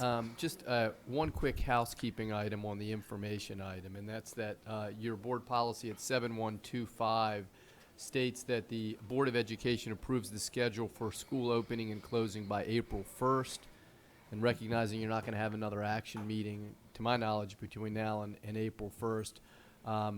If we could sort of start this off with just a motion to waive that policy, it requires two-thirds vote, and then get that done, and then you can proceed with your information item. Motion to waive policy so that we can have further consideration of the bell schedules. Second. We have a motion and a second to waive board policy. All in favor, please note by saying aye. Aye. Any opposed, same sign. Hearing none, the motion passes. Thank Thank you, you. Mr. Snod. Thank you, Mr. Blumberg. Mr. Snodmiller. Good evening, Madam Chair, board members, Dr. Merrill. This evening, as you said, we bring to you for information the proposed bell schedules for the 2017-2018 school year. As you know, we are opening 4 new schools next year, and we are proposing the bell schedules for those 4 new schools as follows. Hortons Creek Elementary School, we're proposing a 9:15 to 3:45 bell schedule, which aligns with the standard elementary school bell schedule. North Wake Academy is a high school with a proposed bell schedule of 7:25 to 2:18, and again, that aligns with the typical high school bell schedule, first-tier bell schedule. Riverbend Middle School, we're proposing an 8:15 to 3 o'clock bell schedule, and that does align with the typical middle school second-tier bell schedule. Rogers Lane Elementary, we are recommending a 9:15 to 3:45 bell schedule, and once again, that aligns with the typical third-tier elementary bell schedule. We do have 5 proposed bell schedule changes for 2017-18, and I will start with Apex High School. As you know, Apex High School is moving to the new Green Level High School location to use that school as swing space for the first 2 years, or for 2 years while Apex High School is being renovated. And the Green Level High School location is 6 miles, approximately 6 miles from Apex High School and the current assignment area for Apex High School, which, as you can imagine, requires additional time for buses to make that commute to that location and back. And for that reason, we are proposing to start Apex High School 15 minutes earlier than they do today. Their current bell schedule is 7:25 to 2:18, and the proposed bell schedule for next year is 7:10 to 2:03. The next school is Apex Elementary. Bob, from your Sir. previous presentation, Yes, sir. the move up is not so much the early morning as it is the gap between the time needed between leaving Green Level High and getting to the next level. Is that not correct? Yes, sir, that's correct. So Okay, coming so off of, it's not getting the kids there early, it's having enough space between dropping them off and the next tier. that's correct. Okay. So starting them early is just a product of having to get off that campus earlier in the afternoon to be able to deliver the Apex High School students home and get to the second-tier schools. Apex Elementary, the current bell schedule is 8:30 to 3 o'clock, and we are proposing to move them to the third-tier standard elementary school schedule of 9:15 to 3:45. This will provide us the flexibility in conjunction with Apex High School needing the extra time coming off of that campus to get to second-tier schools. This will lighten the load for second-tier schools. We already have 3 middle schools on second tier in the Apex district that these buses need to accommodate, and this will just give us a little more flexibility if we move Apex Elementary School to third tier. And we also know that we'll be opening Apex Friendship Middle School in 2018-19, and we would propose that either, at that time, either Apex Elementary or Apex Friendship Middle School would go on third tier, just to balance the coordination of schools in the Apex area. The next school is Heritage Elementary School. We are proposing a change of 15 minutes, starting 15 minutes later. The current bell schedule is 8:10 to 2:40, and we're proposing the schedule move to 8:25 to 2:55. This change will help give us a little bit more time in the morning by pushing their start time back to better utilize buses, to load those buses to get them to this campus. As most of you know, they ride with the middle school today. And because of the short period of time we have coming off of first-tier schools in that area, to get to an 8:10 start today at the elementary school, it limits our time to fill the capacity of the bus. This will help us do that. And we are, again, adding a new middle school toward the northern area in River Bend Middle School, and we need to be able to accommodate that school as well. The other advantage to changing the Heritage Elementary bell schedule is that today they release 25 minutes in the afternoon before the middle school, and because they ride with the middle school, the elementary students have to wait 25 minutes for the middle school to release before the buses can leave the campus. So this will reduce that time from 25 minutes to 10 minutes. Wake Forest Middle School, current bell schedule is 7:40 to 2:25. We are proposing to move them forward 10-minute earlier start, to start at 7:30 and release at 2:15. And this is, again, in conjunction with the Heritage Campus later start on second tier, starting Wake Forest Middle School earlier, which uses the same buses. That, again, widens that span of time that we have to run buses between first and second tier to allow us to fully utilize buses. And the last bell schedule change that's proposed is North Forest Pines Elementary School. Their current bell schedule is 7:45 to 2:15, and we're proposing a bell schedule of 9:15 to 3:45. This would align them with the standard third-tier elementary bell schedule. This would allow North Forest Pines Elementary to share buses with Forest Pines Elementary, and it would create a savings of buses that we could then use at the new North Wake Academy school coming online next year. And a lot of this is in conjunction to, our shortage of bus drivers. We've had to make some hard choices and some hard decisions to be able to make certain that we can get students to school, 182 schools next year on time. And so we understand that, these do bring hardships to families, and that's not what we look to do, but we have a responsibility to get students to school. With the North Forest Pines, we know there's been concerns about traffic with having the two schools on a concurrent bell schedule.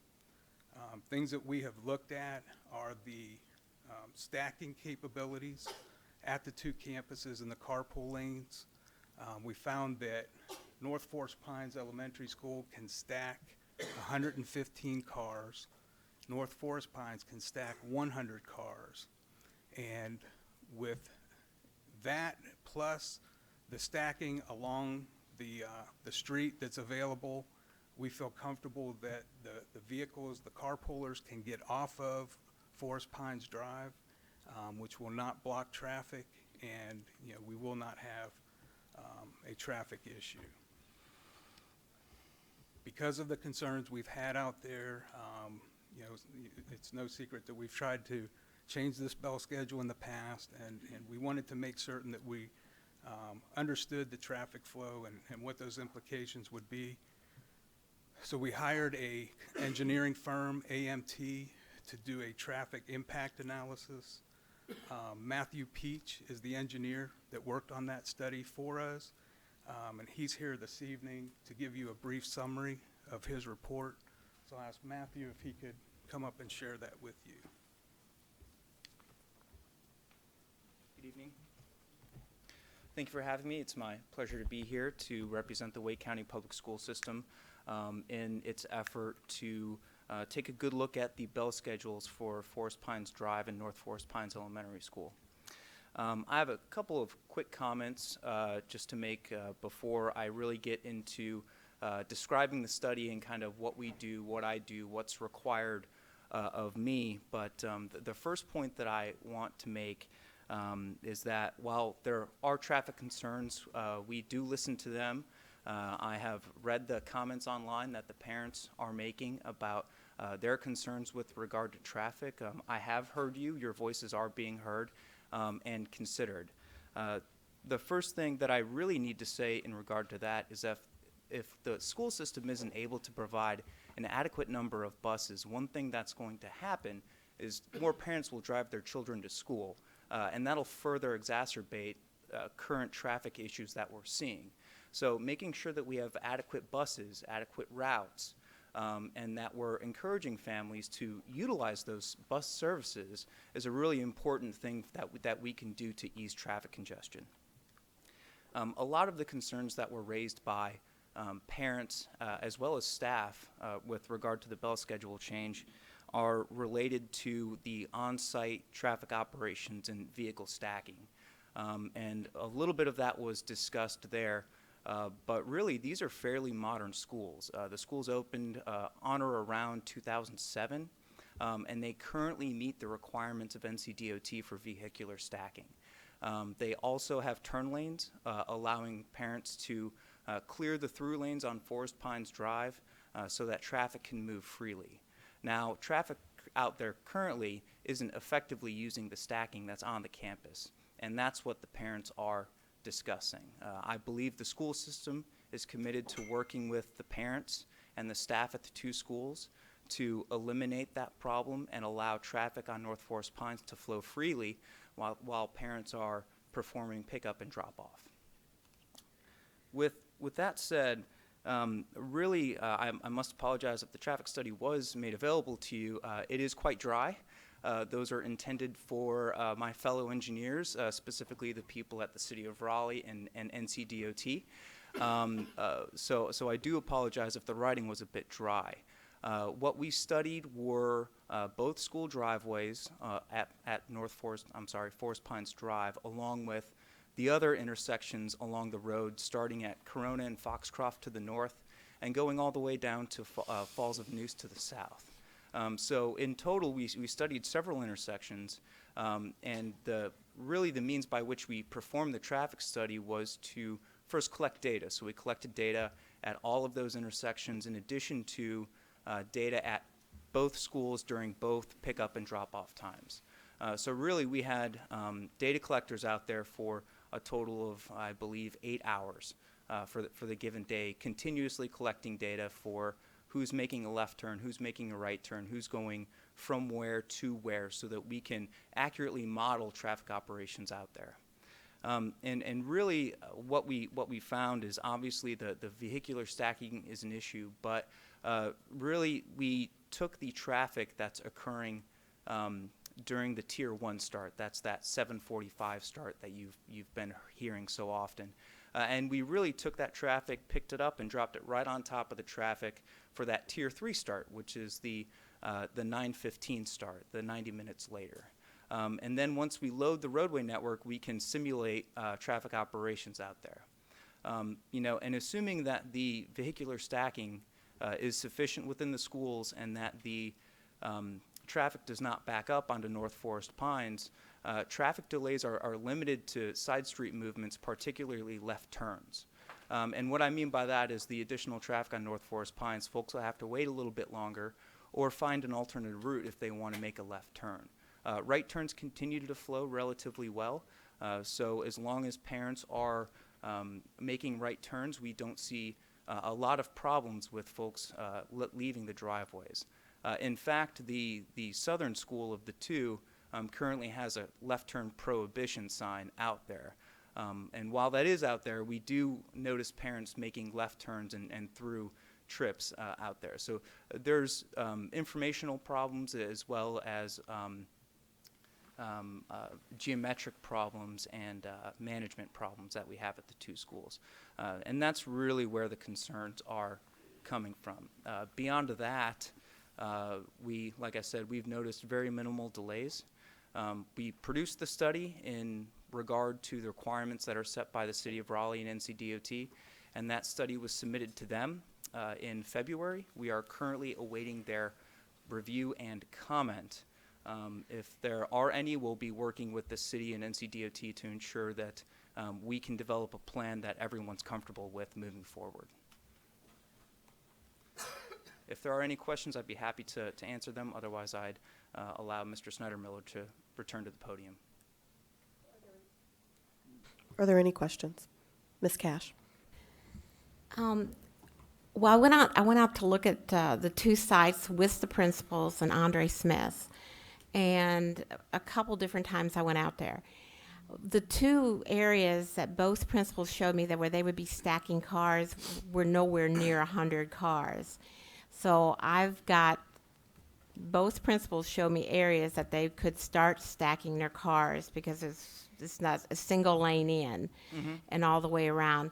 There was not more than about 23 cars that they could stack, and one was like 19 that they could stack. So you said 115 stacking on one and 100 stacking on another. Right. So I think what we're referring to when we refer to vehicular stacking is the point at which the vehicles enter campus. So the point at which they're making drop-off and extending that back, and if there's dual lanes, counting those dual lanes as such to look at the stacking. So that's how we come up with that measurement. I'm not sure exactly where the principals were pointing you to, but if you measure it as I've discussed, I believe the number comes out to be roughly the same. Well, they could. I just know that when they come in and go out, they come in and go out in the same. They come together, and there's only an area that they can stack the cars into two lanes. So that's just what they showed me. Andre. Yeah, so when we looked at it, and Steven Spazzato is here with us, and he's our planner within the department, and he can correct me if I'm wrong, but I believe we have roughly 2,000 feet of stacking capability out there, and I believe that he's told me that we plan for roughly 20 feet per car, and that's how we net the 100 cars within the current design of the carpool lane. Stephen, did you want to add? Yeah, thank you. I guess the point is to differentiate between what is stacking, where the cars line up to load and unload, because the unload load area is different from what we're calling the stacking queues. And so when we have heard double stack, that's not when you unload or load the students. That's the lines the cars make to get to the point where you have a staff person alternating cars to have that 5 or 6 cars line up, and then students load, and then they exit the site. So that internal stacking is the amount of cars that can basically wait to get in that unload and load zone. Okay, I understand better now. But when I went out to see Forest Pines, with their cars, Forest Pines cars go way down past the North Forest Pines entrance when they're lining up, and even if they stack, they're still all the way down to Falls of the Neuse. So if you add another 100, there's 178 cars at North Forest Pines and 150 carpoolers at Forest Pines. So if they're already all the way down to Falls of the Neuse in a line, and you add another 100 and some cars into that line, I don't know where they're going to go except onto Falls of the Neuse. Yeah, well, I can share with you, Ms. Cash, that we had staff go out and observe last week to make certain that we knew exactly what was going on in the afternoons, and I hate to keep pulling staff to the podium, but I'd like you to hear from Mr. Mooneyham, who's the director of operations. He went out and observed for us, and I'll let him tell you what he saw. Good evening. I did go out on a Monday and Tuesday of the prior week, and I counted until from dismissal time until about 25 minutes after dismissal time the number of cars that came out of each school, and both schools were roughly 115 cars that came out in that 25-minute period. You are correct that at Forest Pines, when they were waiting for school to be dismissed, they did queue up in the turn lane of Forest Pines Drive past the school. But it's not toward Falls of Neuse. Falls of Neuse is south. They were queuing up in the turn lane north. But that's what I observed the days I was there.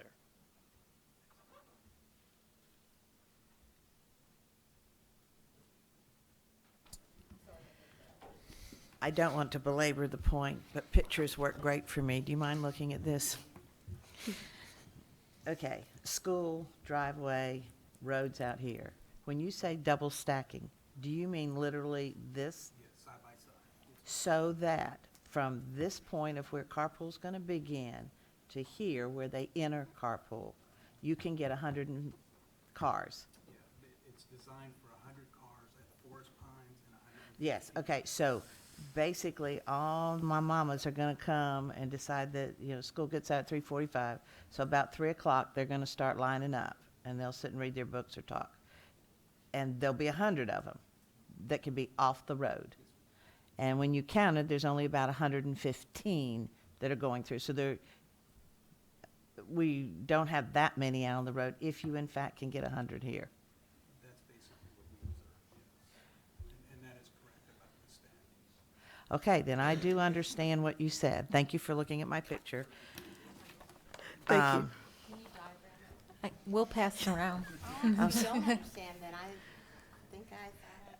But with 100, let's see, 25 minutes, I don't know what stacking is.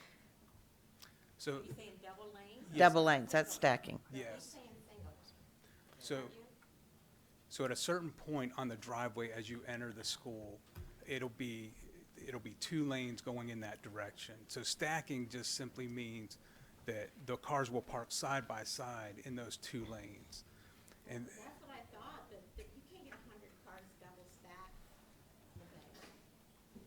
Okay, I'll go have to go see. yeah, somebody. and we'll be happy to send it to you, what we're looking at, if that would help. How many cars, do you know how many cars they're loading at a time? How much room they have to load? Yeah, I want to say it's, 7? 5 to 7, and that's pretty typical. Okay. And there were concerns voiced about, loading with cars side by side, double stacked, and that's not typically what schools do. They'll filter them into a single lane at the point of where they load in front of the door so that they aren't crossing in front of other cars to load. So it's not like the airport. Not at all. I I hope not. Ms. Cash. I just want to say that they're not so terribly concerned over that. I mean, some parents have written that a lot, but the PTSA has been really, or PTA there, has been really helpful on saying we can work with those kind of things because they know other schools do it. So they've been pretty easy to talk to about that. I think the concern is the amount of cars that are going to be passing. You're going to have 2 car lanes that are going to intermingle with each other for 2 different schools. It's still on. I don't know what happened. But they're still going to be together. They're going to be like some will go off in one, some will go off the next, some will go off in one. So I think we're still really concerned with how many cars are out on Forest Pines. So I have to really see where they can start double stacking because neither principal believes that that's where they're double stacking. Yes, ma'am, and we'd be happy to send that to you. Mr. Behind you.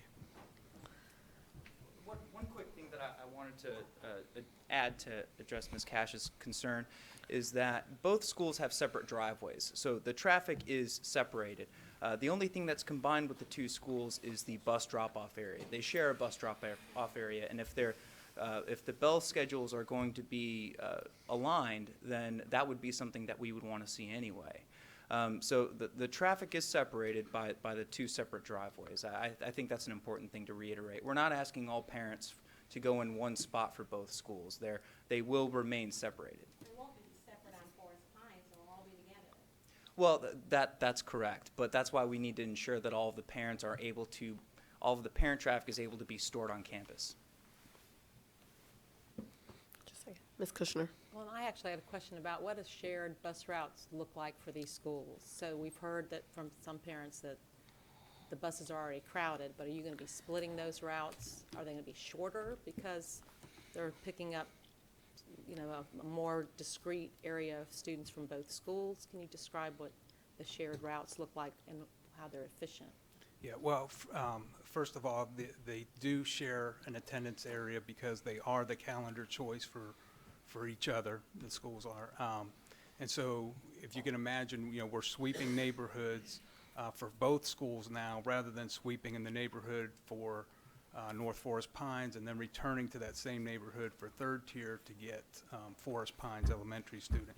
So, you know, when we modeled this, we looked at the number of riders for both schools in the attendance area, and we rerouted the buses so that we could fill the buses. And so when we did that, it was a net result of 6 less buses that we needed to transport those students. And, I mean, I'm assuming that they are pretty much at capacity, yes. But does that mean the routes will be, themselves will be shorter as well? Yes, most or likely, because, you know, we'll have more students at each stop in the neighborhood and we'll fill the bus quicker.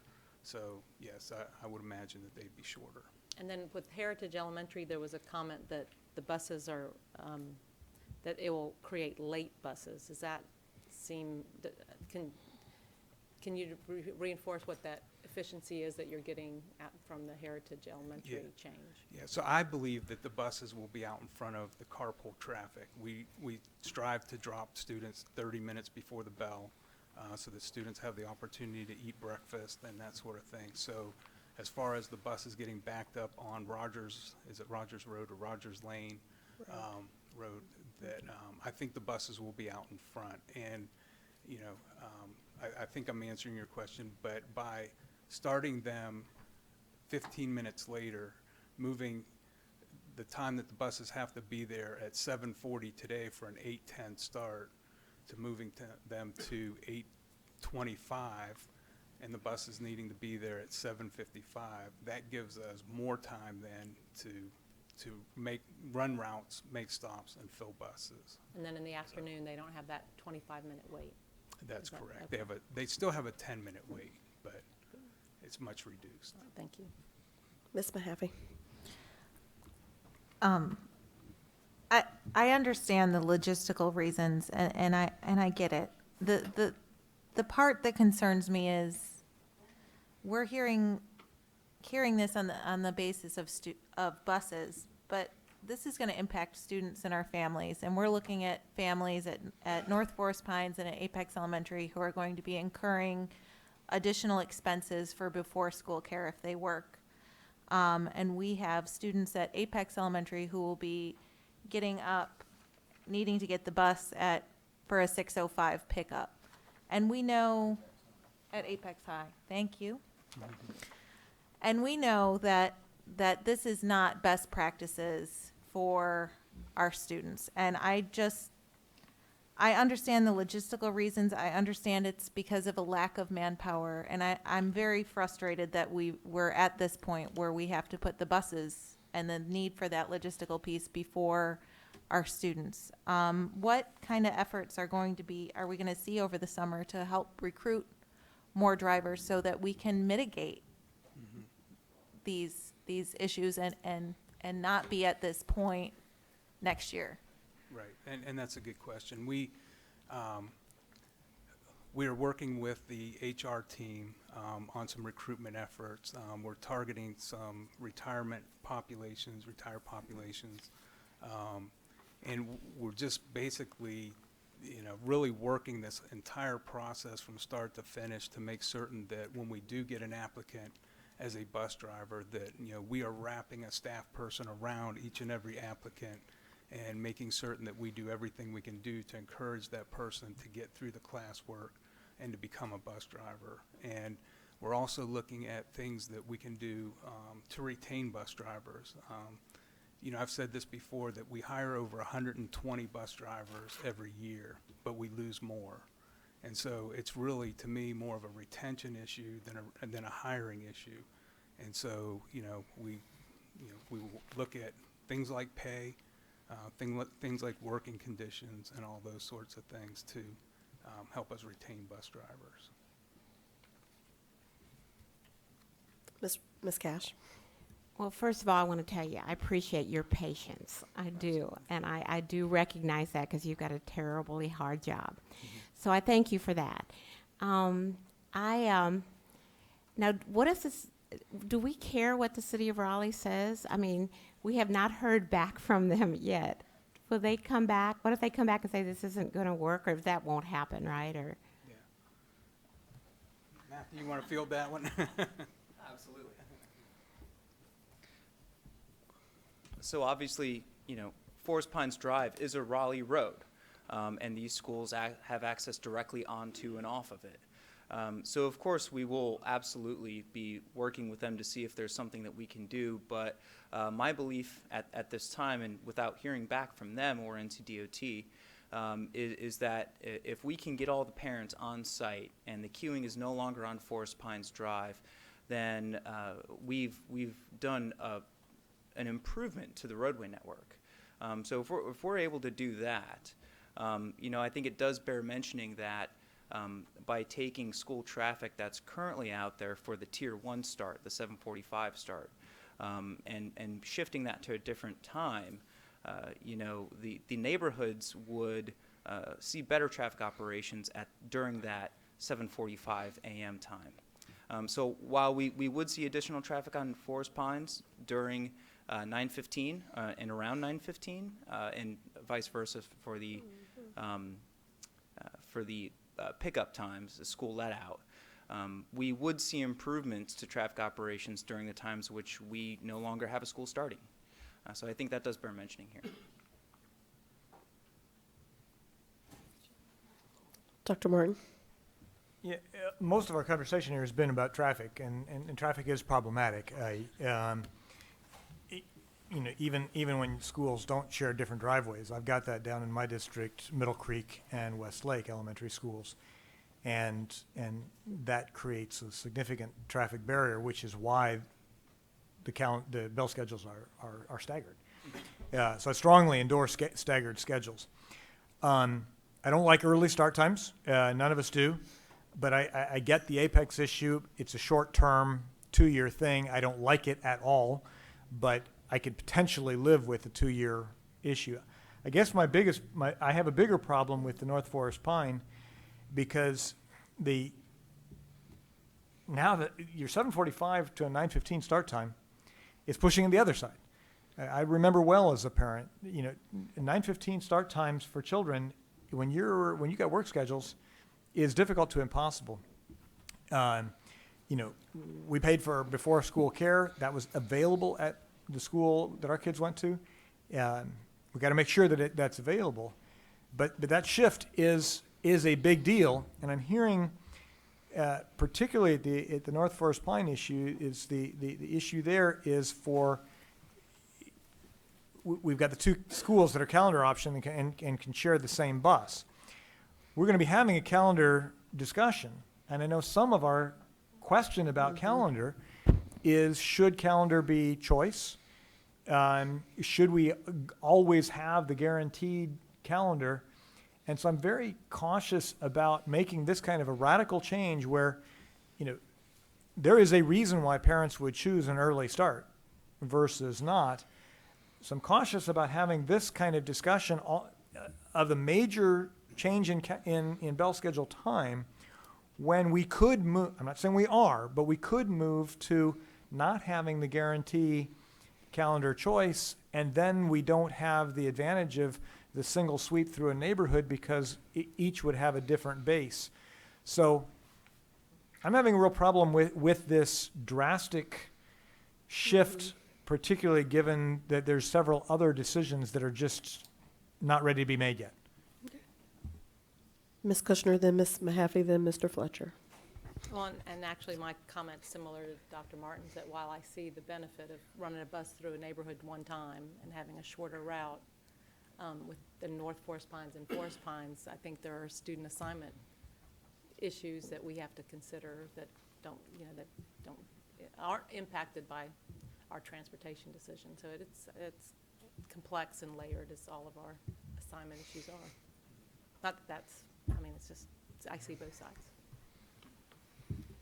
And, you know, Apex High might be a 2-year issue, but for those 2 years, the kids that are there, this is a real issue. I mean, you can drive through Apex. There's not a lot of streetlights in some places. And, you know, this may be 2 years, but the next time we have a high school swing space at Willow Springs High, you know, we're going to be hearing this potentially from the Fuquay community that they're going to have these issues and for the next one. So, you know, it's not necessarily a 2-year issue, but a continuing issue that we're going to be hearing if we keep going this way. And that is absolutely true. To Dr. Martin's point, any change we make to a year-round situation is at least a year away. So hopefully by then we have some economic strategies in place to deal with the driver shortage. So I'm thinking about that. I would like to ask staff if we can get 200 carpool cars, get 100 carpool cars on each of these campuses. Why haven't we? Why hasn't that already been done? We don't know. No, sir. I don't Okay, all right. So the fact that the principals don't see that as it's not brilliantly clear to the principals that that's possible suggests that there are different points of view that need to be resolved. And I would appreciate that be done. I'm going to come back to this is a compensation issue. This is a compensation issue. We're here having this discussion about unwanted choices because the system has been resource constrained and we're not able to pay competitive wages to our bus driver corps, our bus driver team. That's root cause. That's why we're here tonight. And just got to put that on the table. Ms. Cash. Only because it's in my district. One final remark. And yes, it is compensation, but now, if am I right, this board has heard this 2 years ago and fought it. And so how do I tell parents that we waited till March to have this brought to us when they got to find changes before the year-round calendar starts this summer for those that are working? If it was it's the 7:45 start that working parents picked that school. A lot of them did, and I really do believe it after talking to, and I talk to everybody, I think, and I don't always believe everything, but you know, we've been talking about this for a long time, and now in March we throw it in front of them and say by this beginning of this summer we're going to make this change, and I'm having a problem with that too.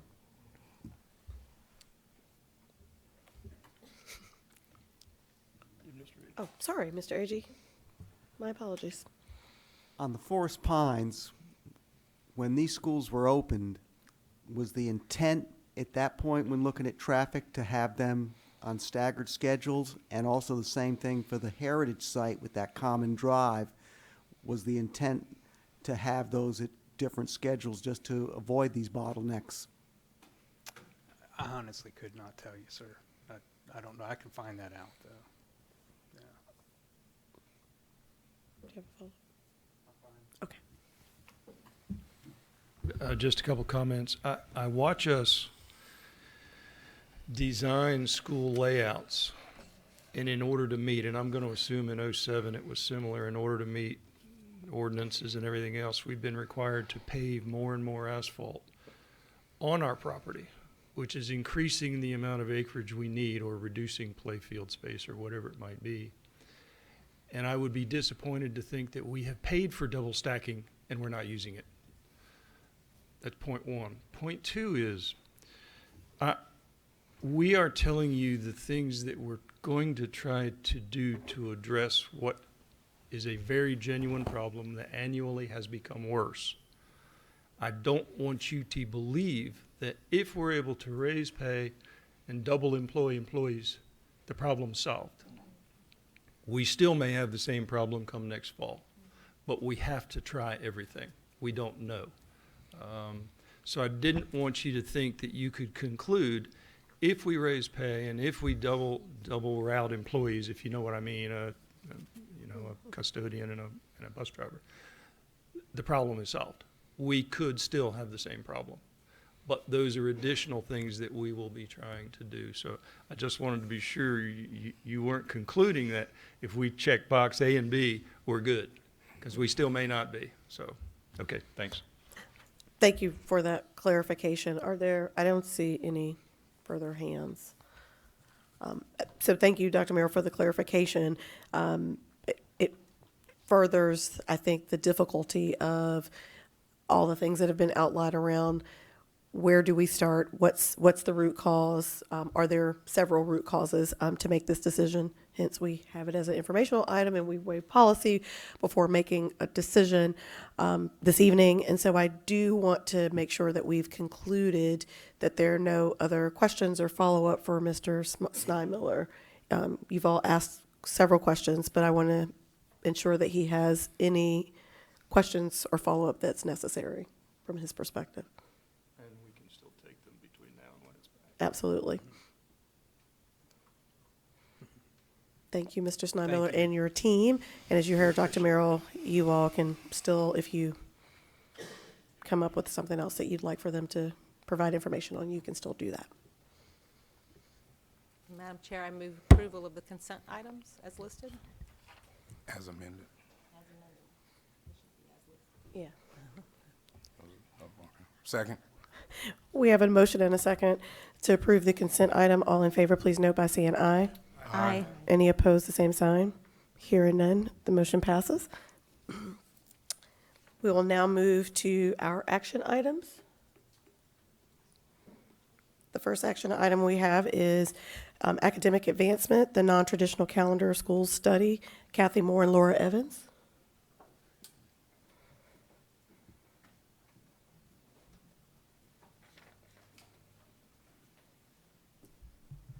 My iPad died. Overuse in work session. Good evening, Chair Johnson Hostler, Superintendent Merrill, and board members. I'm bringing this evening an action item as a result of the meetings that we have had to review non-traditional calendars information that actually began last May in 2016 at Facilities Committee, and then we revisited again at the February 21st and March 7th work sessions. We've presented information on 7 of our district's single-track 4 year-round schools and 1 modified calendar school. What we are recommending and we're bringing for a request this evening is that 5 of the single-track year-round schools and 1 modified calendar school convert to traditional, beginning with the 2018-19 school year, and that 2 of the single-track year-round schools convert to multi-track for the 2018-19 school year. The single-track schools, East Wake Middle School, North Gardner Middle School, Lockhart Elementary, Rand Road Elementary, and Vance Elementary. And then the modified calendar Carver Elementary would go to traditional. The 2 schools recommended to convert to multi-track are Lake Myra Elementary and Timber Drive Elementary. Happy to answer any questions. Mr. Sutton. Motion to approve the recommendation by staff on the non-traditional calendar school study. Is there a second?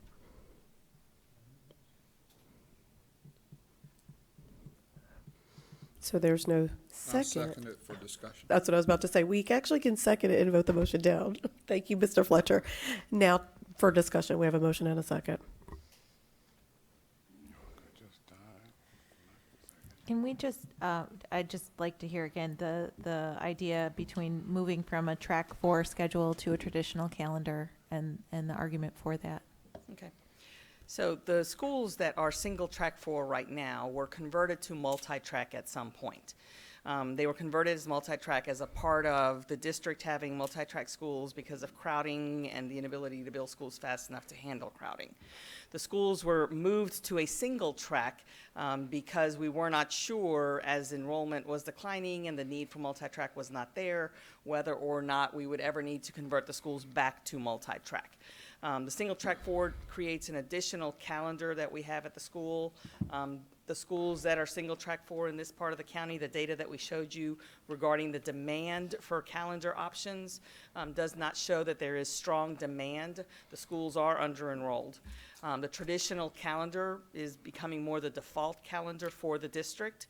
And I think when we also gave you the data that Mike Miller did and investigated all of the reasons that parents choose schools, although certainly there are parents that may choose a school and have an option where they prefer a calendar, that is not the driving factor, and it is not one that rises to the top in terms of why a school is chosen. So for the sake of minimizing the number of calendars that we have in the district and using our buildings more efficiently with single track, we do have some inefficiencies that we run into from time to time that have to be supported. We're looking at streamlining our options and being responsive to what the data is showing us parents are requesting in both the eastern part of the county where these changes are being made and the southern part of the county. Very similar follow-up to that, given when we talk about back to root causes and the choices parents are making. By also in this recommendation removing North Garner, it will then, to your point, mean that there is no year-round at all option of a middle school, which absolutely, very similar to what you alluded to, then impacts those parents who, to align calendars, have no other choice there. So then they do end up with saying, well, yes, I will default to traditional because that's the only technical pathway in their immediate area. And so that's some of the feedback that we've seen on Envision, as well as a bit of the feedback in our emails. So I will, okay. Right. I was just saying, Westlake Middle, although not in Garner, was their original calendar option in that area and for some of the schools out that way already. So, and that's what is proposed, obviously, here. Right, which is a long-standing discussion we Right. have anyway. Yep. Thank you, Ms. Evans, for. I'm gonna say Westlake Middle is a long ways away, and it's also one of the fuller of the year rounds.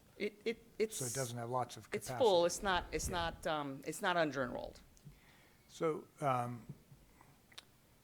couple questions. When you said that the 4-track, you sometimes have to have inefficiencies, so it costs us something extra. Would that not also be the case with traditional? How, I mean, does 4-track give you an inefficiency that traditional would not also? It depends on whether or not, it just has to do with how a principal allocates their allotment and their resources. There are some resources that come to school in parts, not wholes, and so how they are able to put together parts to make them wholes. But isn't that going to be the same for single track and traditional? Not if you're sharing people, like a half-time position at one school and a half-time position at another school. Okay. And there's all right. fewer of those when you're looking at single track 4s. Okay.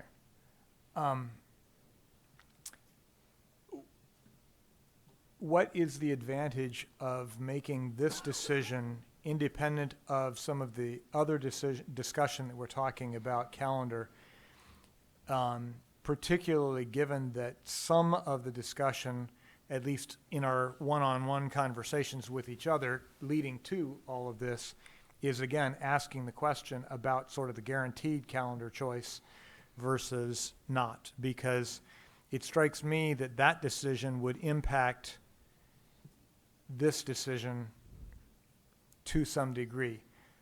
Part of the people moving directions is because we kind of have the guaranteed calendar choice. We're asking, do you need a guaranteed choice if you've got traditional? We haven't made a decision, we're asking that question.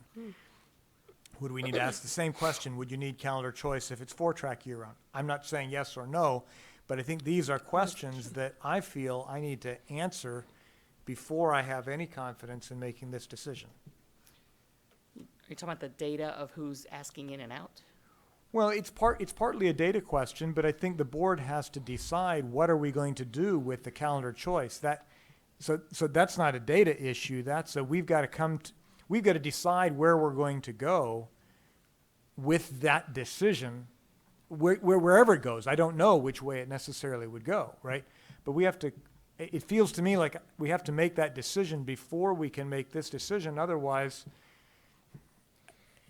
we've created a domino and we don't even know what domino we've created.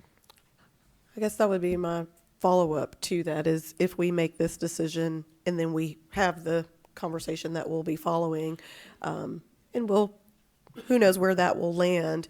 That's my question. Will we then potentially, and I don't propose that you have a crystal ball, but then what will be the impact if we make this change now and then we as a board make a very different philosophical change later in terms of, you can say, I don't know, because that is a crystal ball question of will it be some sort of domino effect? You can say you don't know. Well, we don't know, but we've staged the discussion over several months to address first the single tracks that don't gain us any capacity and are unlikely to ever be converted back to multi-track year-round unless we include them as part of the discussion moving forward, which I hazard that changing any of the single-track 4s back to multi-track year-round would garner the same sort of concerns that you have now, because you'd be moving families off the tracks that they're on. But I think that you can do them all at once. It's just in terms of how we move forward with planning for bringing the board draft 1 and the priorities that will drive the assignment plan just becomes a more condensed piece of work, which we can do.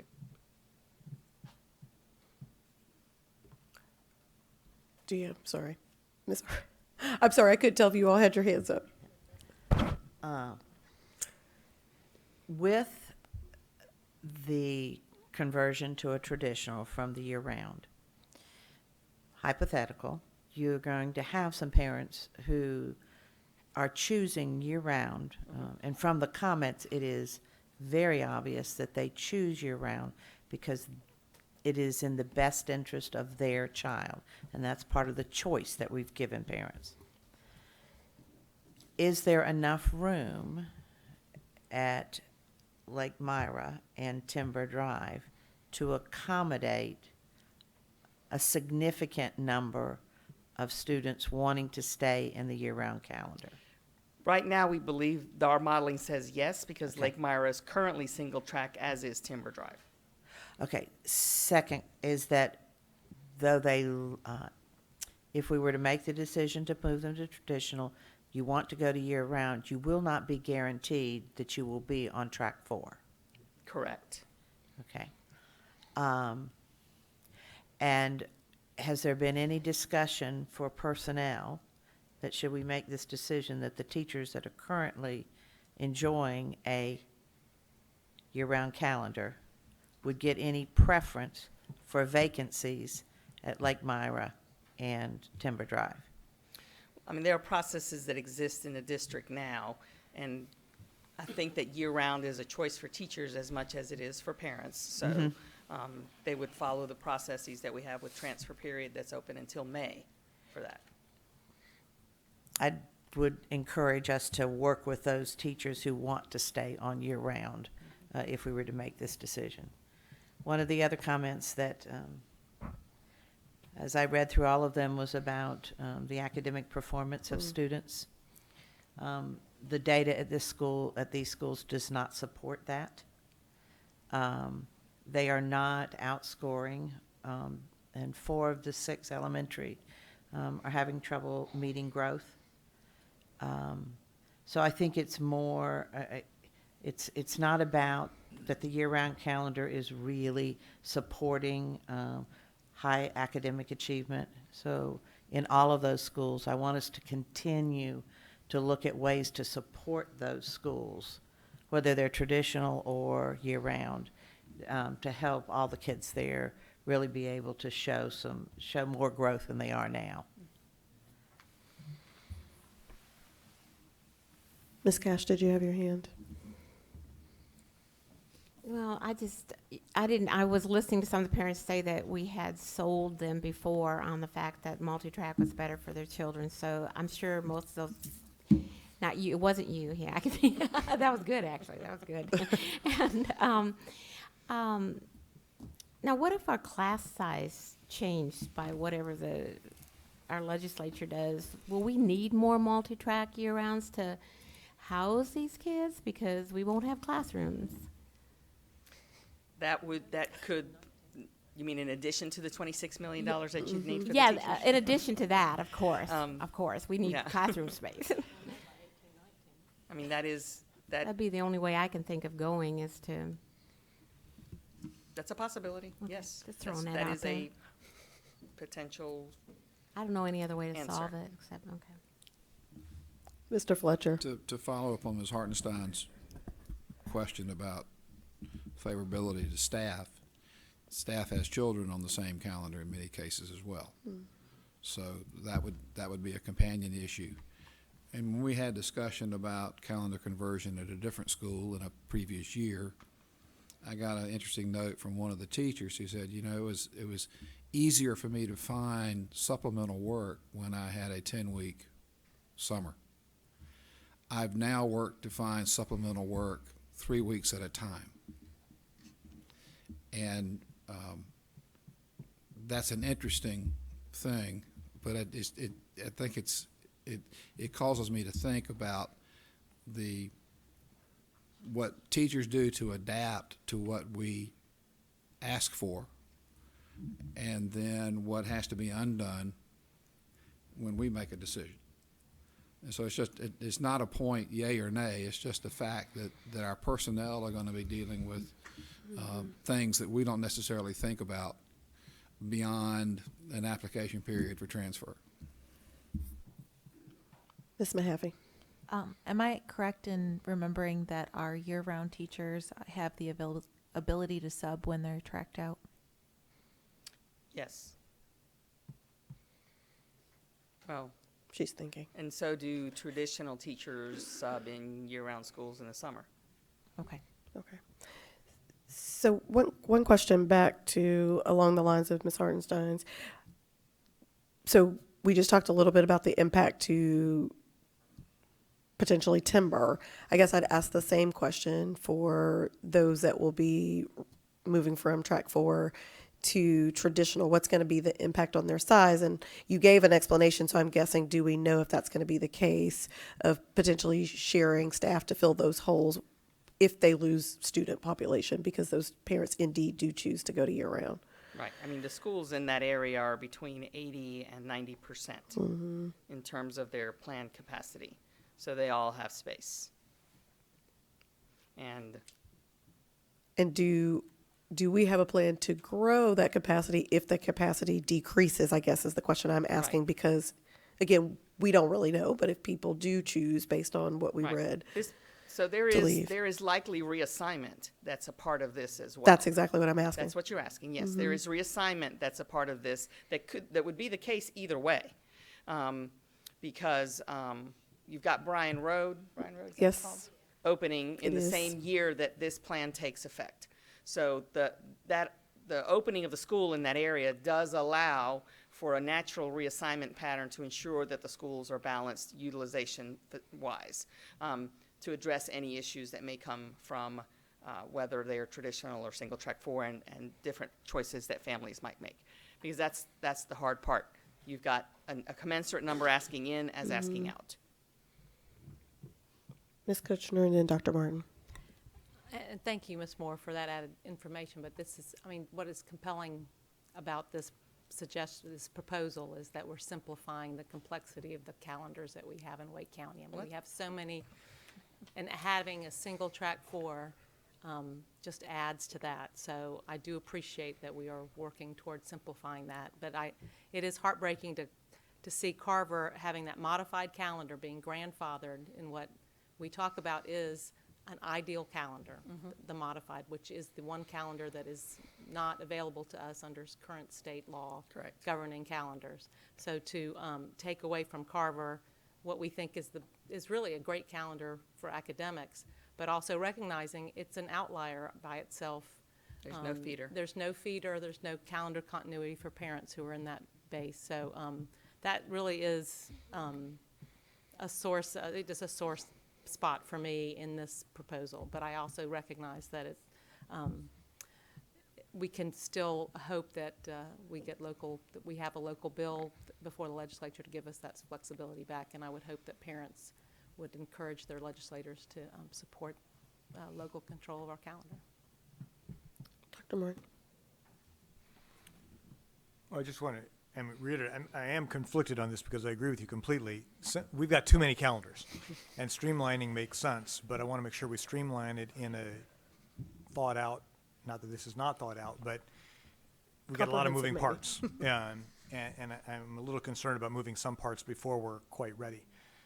But two comments. I want to make sure we recognize that people who like track 4 don't necessarily like all the other year-round tracks, whether that's teacher or whether that's family. And I think sometimes it's easy at this stage to sort of mechanically say year-round is year-round, but year-round is not year-round, and we know that based on the balancing of tracks. So I think that's something we have to be cognizant about. The second thing I'd like us to pay a little bit of attention to is when we talk about our planned capacity, I think I learned that there's 8 mobiles at Rand Road. Okay. They're using 2. Yeah. But They're using 2.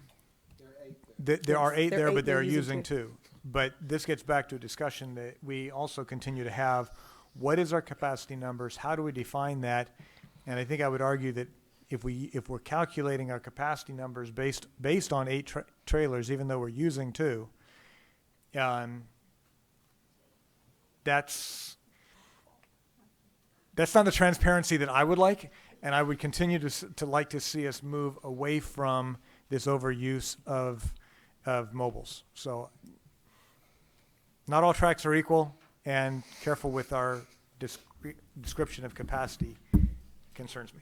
The current Rand Road building shows 540 capacity before you start adding the mobiles. Now this is a dated report, but it shows the enrollment somewhere around 566. There's a more current number than that. Okay. Which would suggest, based on the brick and mortar, it's 100% or 101% capacity if you take the mobiles away. Sorry, Ms. Evans.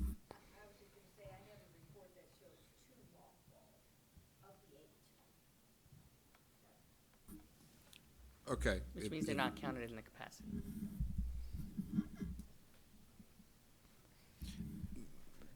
Mr. Fletcher, were you? It still says brick and mortar is 100%. Yeah. Any other questions, comments? You have a motion and a second on the floor. Okay. All in favor of the proposal, please vote by. Madam sorry. Chair, I'd like to, whatever the proper parliamentary language is, ask this to go back to work session or student achievement for some more discussion. I'll stop there. I don't need to debate it, just. It's a motion to refer to a committee, and that can be done. There would need to be a second. It's a procedural motion. I'd like to move to refer this to the Student Achievement Committee. We have a motion and a second. Any discussion? Sorry, did you have a question, Ms. Cash? You don't have to, because we actually have the discussion, and procedurally now we will vote on referring it to Student Achievement Committee. And that would end things for tonight. Yes. On that. Thank you, Mr. Blumberg. So we have a motion and a second to refer this back to Student Achievement. All in favor, please note by saying aye. Aye. Aye. Any opposed? Same sign. Hearing none, the motion passes. This will go back to Student Achievement. Okay. Get feedback on what you'd like to hear. Yes. So what I would recommend is that you heard a little bit of the questions, but in order for us to jot them down, if board members will take the opportunity to provide any direct feedback so staff can actually see that so that they can prepare for the next student achievement meeting to be able to discuss this. Thank you. And thank you, Ms. Moore, for reminding me that you actually need that information. Thank you. Mr. Kingsley is ready for two policies. Good evening, Madam Chair, Madam Vice Chair, fellow board members, and Superintendent Merrill. I'm here to present to you Board Policy 1320, focusing on Title I parent and family engagement. This is an update to current policy. We have brought this policy before the Academic Advancement Team in early February and later to the Policy Committee in late February. It was important at the recommendation of the Policy Committee to have this as an action item to call out specifically that all of these updates are a result of new language expectations that are found in the ESSA Act, the Every Student Succeeds Act. I'm happy to entertain any questions or thoughts that you may have as a group. On behalf of the Policy Committee, motion to approve? Second. We have a motion and second. Any discussion? Okay, hearing none. All in favor, please note by saying aye. Aye. Any opposed, same sign. Hearing none, the motion passes. Thank you.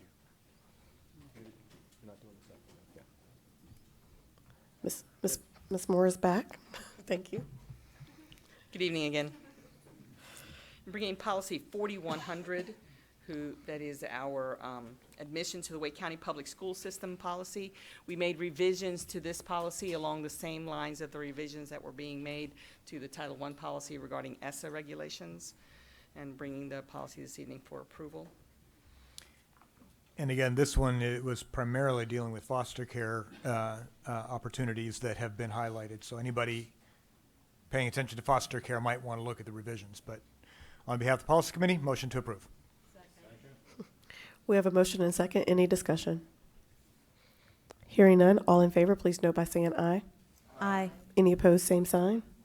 Hearing none, the motion passes. Ms. Moore, if you will remain for the next agenda item. The next agenda item is a board resolution. The board resolution is one that we submit with our Magnet Schools of America program grant application. It is a resolution where the board it is a commitment to district-wide voluntary desegregation, which is one of the basic tenets of the Magnet grant process.